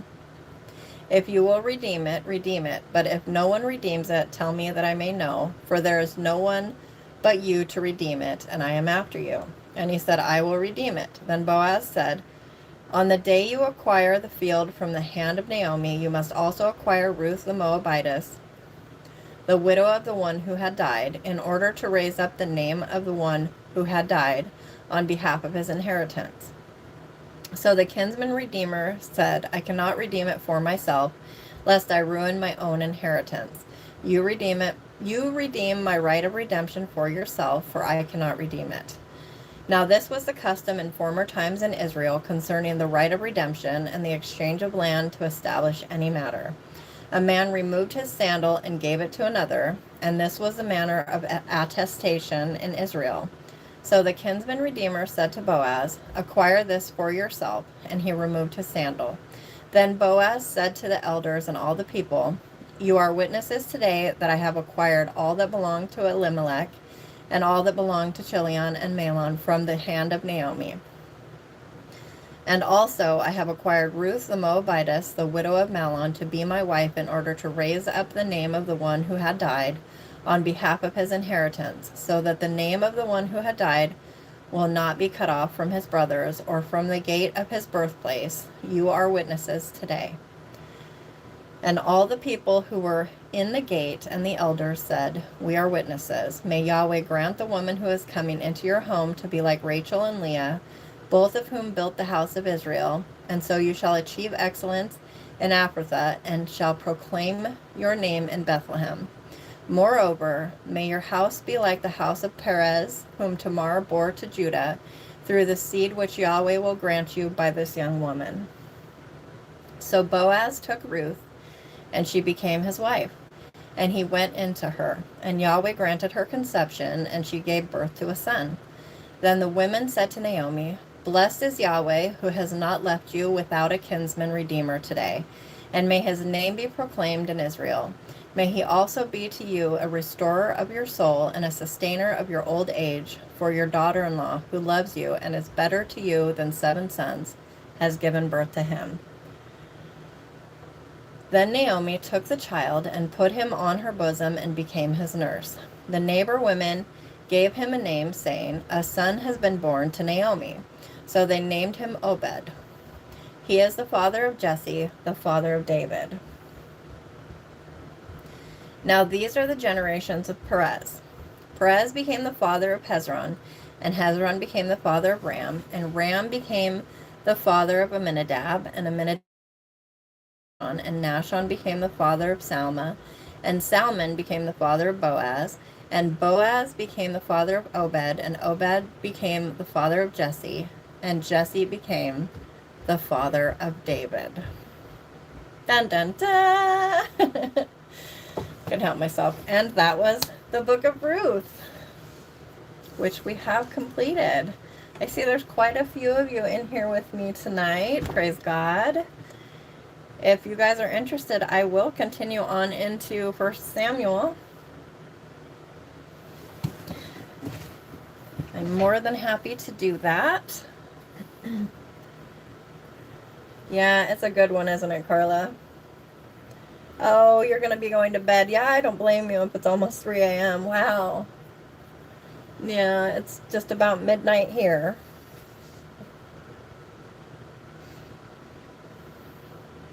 I am real quickly going to take a couple bites of my sandwich. So I'm going to mute myself if you'll give me just 1.5 minutes.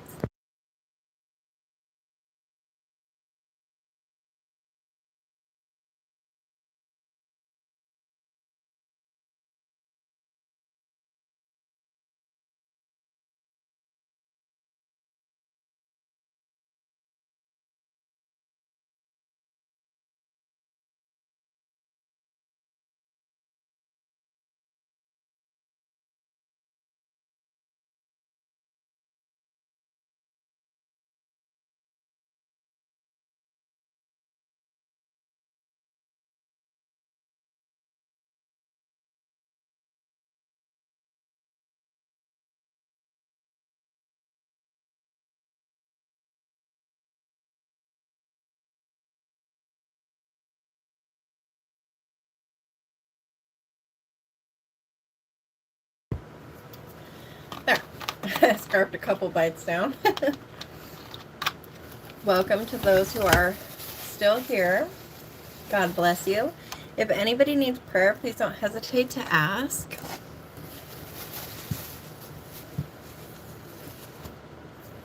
Sorry for the crinkling.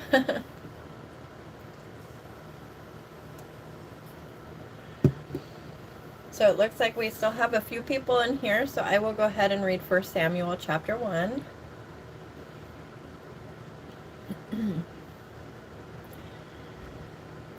Now there was a certain man from Ramathaim Zophim, from the hill country of Ephraim, and his name was Elkanah, the son of Jeroham, the son of Elihu, the son of Tohu, the son of Zuph, an Ephraimite.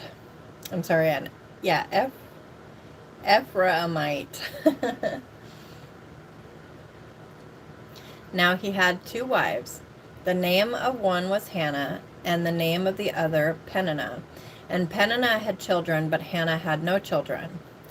Now that man would go up from his city yearly to worship and to sacrifice to Yahweh of hosts in Shiloh.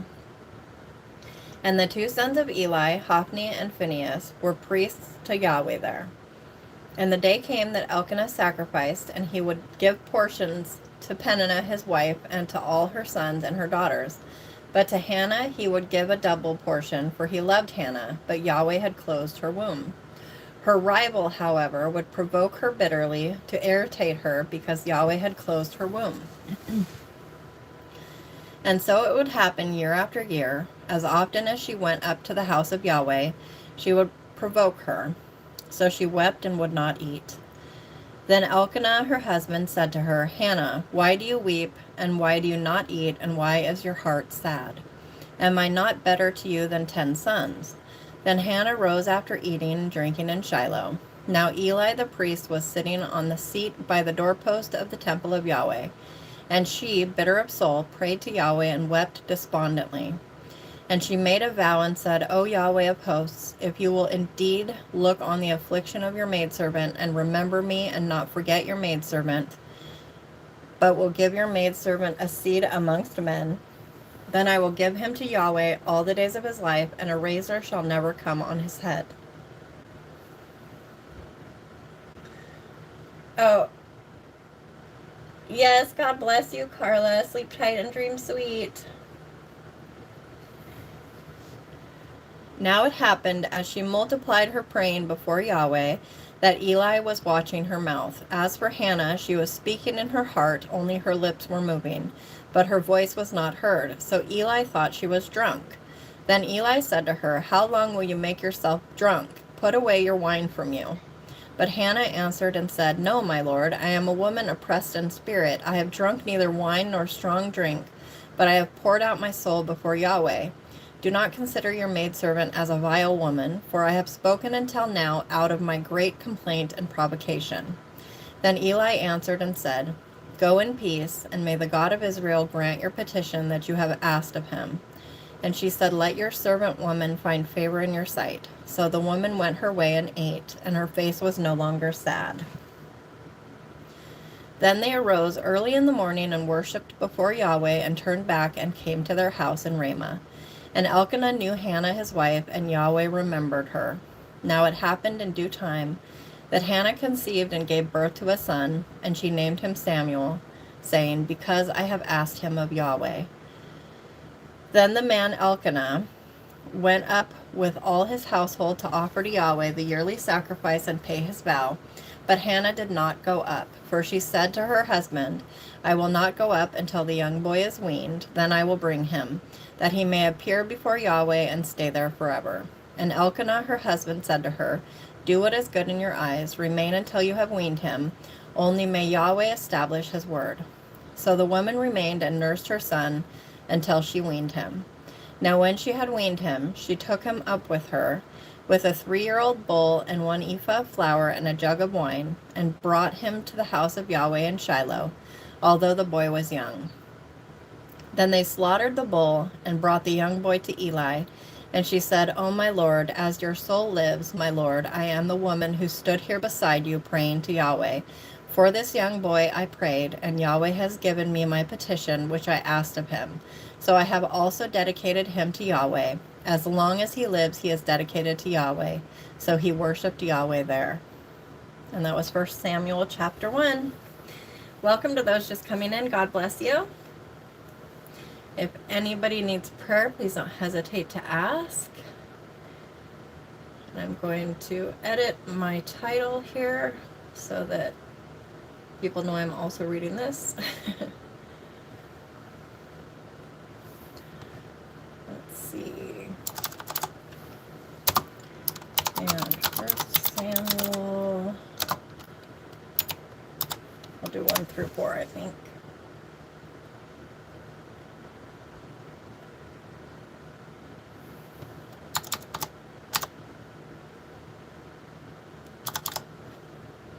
Just a moment.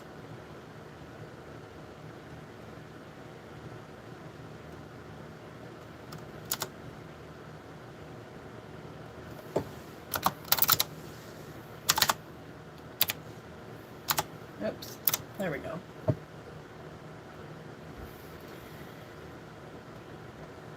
Okay, 1 Samuel chapter 2.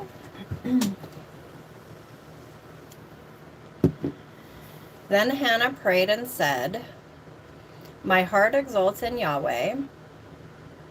My horn is exalted in Yahweh. My mouth speaks boldly against my enemies, because I am glad in your salvation.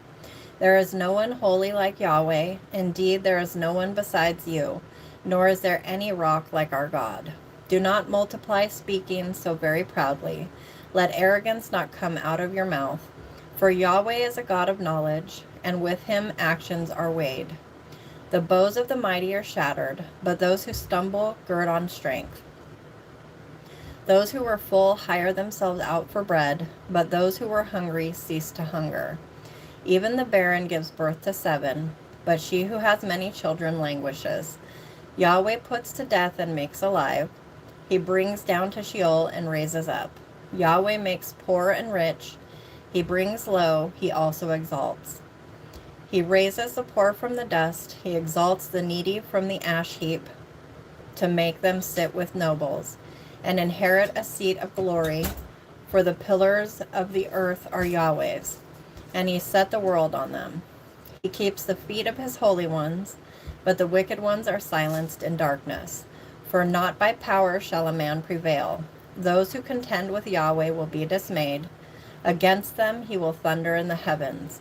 Yahweh will render justice to the ends of the earth, and he will give strength to his king, and he will exalt the horn of his anointed. What were you saying, baby? Could you look at this? It has music. Can you just give me a few minutes? I'm only going to read a couple more chapters, and then I'm going to be finished. So I'll watch it with you in just a minute, okay? Okay.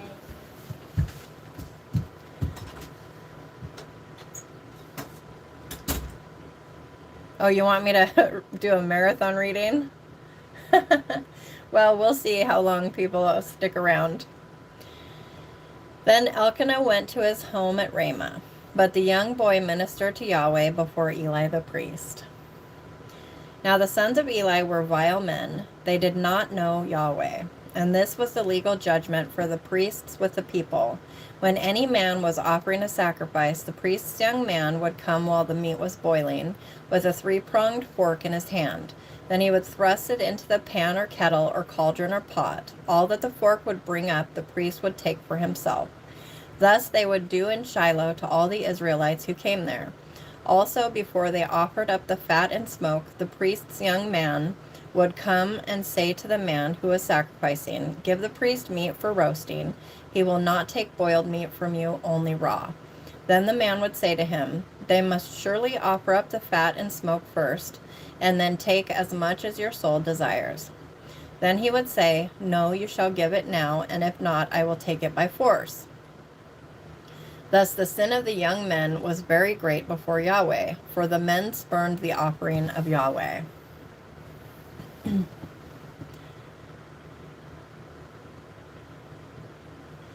Now Samuel was ministering before Yahweh as a young boy girded with a linen ephod, and his mother would make him a little robe and bring it to him from year to year when she would come up with her husband to offer the yearly sacrifice. Then Eli would bless Elkanah and his wife and say, "May Yahweh establish for you a seed from this woman in place of the one she dedicated to Yahweh." And they went to their own home. Yahweh indeed visited Hannah, and she conceived and gave birth to 3 sons and 2 daughters. And the young boy Samuel grew before Yahweh. Now Eli was very old, and he heard all that his sons were doing to all Israel, and how they lay with the women who served at the doorway of the tent of meeting. So he said to them, "Why do you do such things, the evil things that I hear from all these people? No, my sons, for the report is not good which I hear the people of Yahweh passing about. If one man sins against another, God will mediate for him. But if a man sins against Yahweh, who can pray for him?" But they would not listen to the voice of their father, for Yahweh desired to put them to death. Oh, you're headed to bed? Okay, Rebel, thanks for being here. God bless you. Sleep tight and dream sweet. Now the young boy Samuel was growing in stature and in favor, both with Yahweh and with men. Then a man of God came to Eli and said to him, "Thus says Yahweh, did I not indeed reveal myself to the house of your father when they were in Egypt, enslaved to Pharaoh's house? And did I not choose them from all the tribes of Israel to be my priests, to go up to my altar, to burn incense, to carry an ephod before me? And did I not give to the house of your father all the fire offerings of the sons of Israel? Why do you kick at my sacrifice and at my offering, which I have commanded in my habitation, and honor your sons above me, by making yourselves fat with the choicest of every offering of my people Israel? Therefore Yahweh, the God of Israel, declares, I did indeed say that your house and the house of your father should walk before me forever. But now Yahweh declares, far be it from me, for those who honor me I will honor, and those who despise me will be cursed. Behold, the days are coming, and I will break your strength and the strength of your father's house, so that there will not be an old man in your house. And you will look upon the distress of my habitation, in spite of all the good that I do for Israel, and an old man will not be in your house all the days. Yet I will not cut off every man of yours from my altar, so that your eyes will fail from weeping and your soul grieve, and all the increase of your house will be put to death in the prime of life. Now this will be the sign to you, which will come concerning your 2 sons, Hophni and Phinehas. On the same day both of them will be put to death. But I will raise up for myself a faithful priest, who will do according to what is in my heart and in my soul, and I will build him a faithful house, and he will walk before my anointed always. And it will be that everyone who is left in your house will come and bow down to him for a piece of silver or a loaf of bread, and say, please assign me to one of the priest's offices, so that I may eat a piece of bread. And that was 1 Samuel chapter 2. How's everybody doing? Welcome to those just coming in. God bless you. I'm going to be reading a couple more chapters tonight, going a little longer than I had originally intended to, but when there are ears to hear, I am happy to read to them. I'm going to take a drink real quick, and then we will continue on into chapter 3 of 1 Samuel. If anybody needs prayer, please don't hesitate to ask.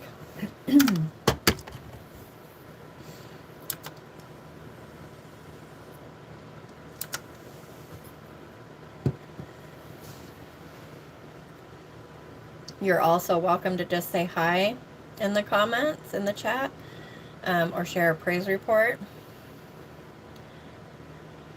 And if you would like to join the God Squad over on Discord, the link is in the pinned comment.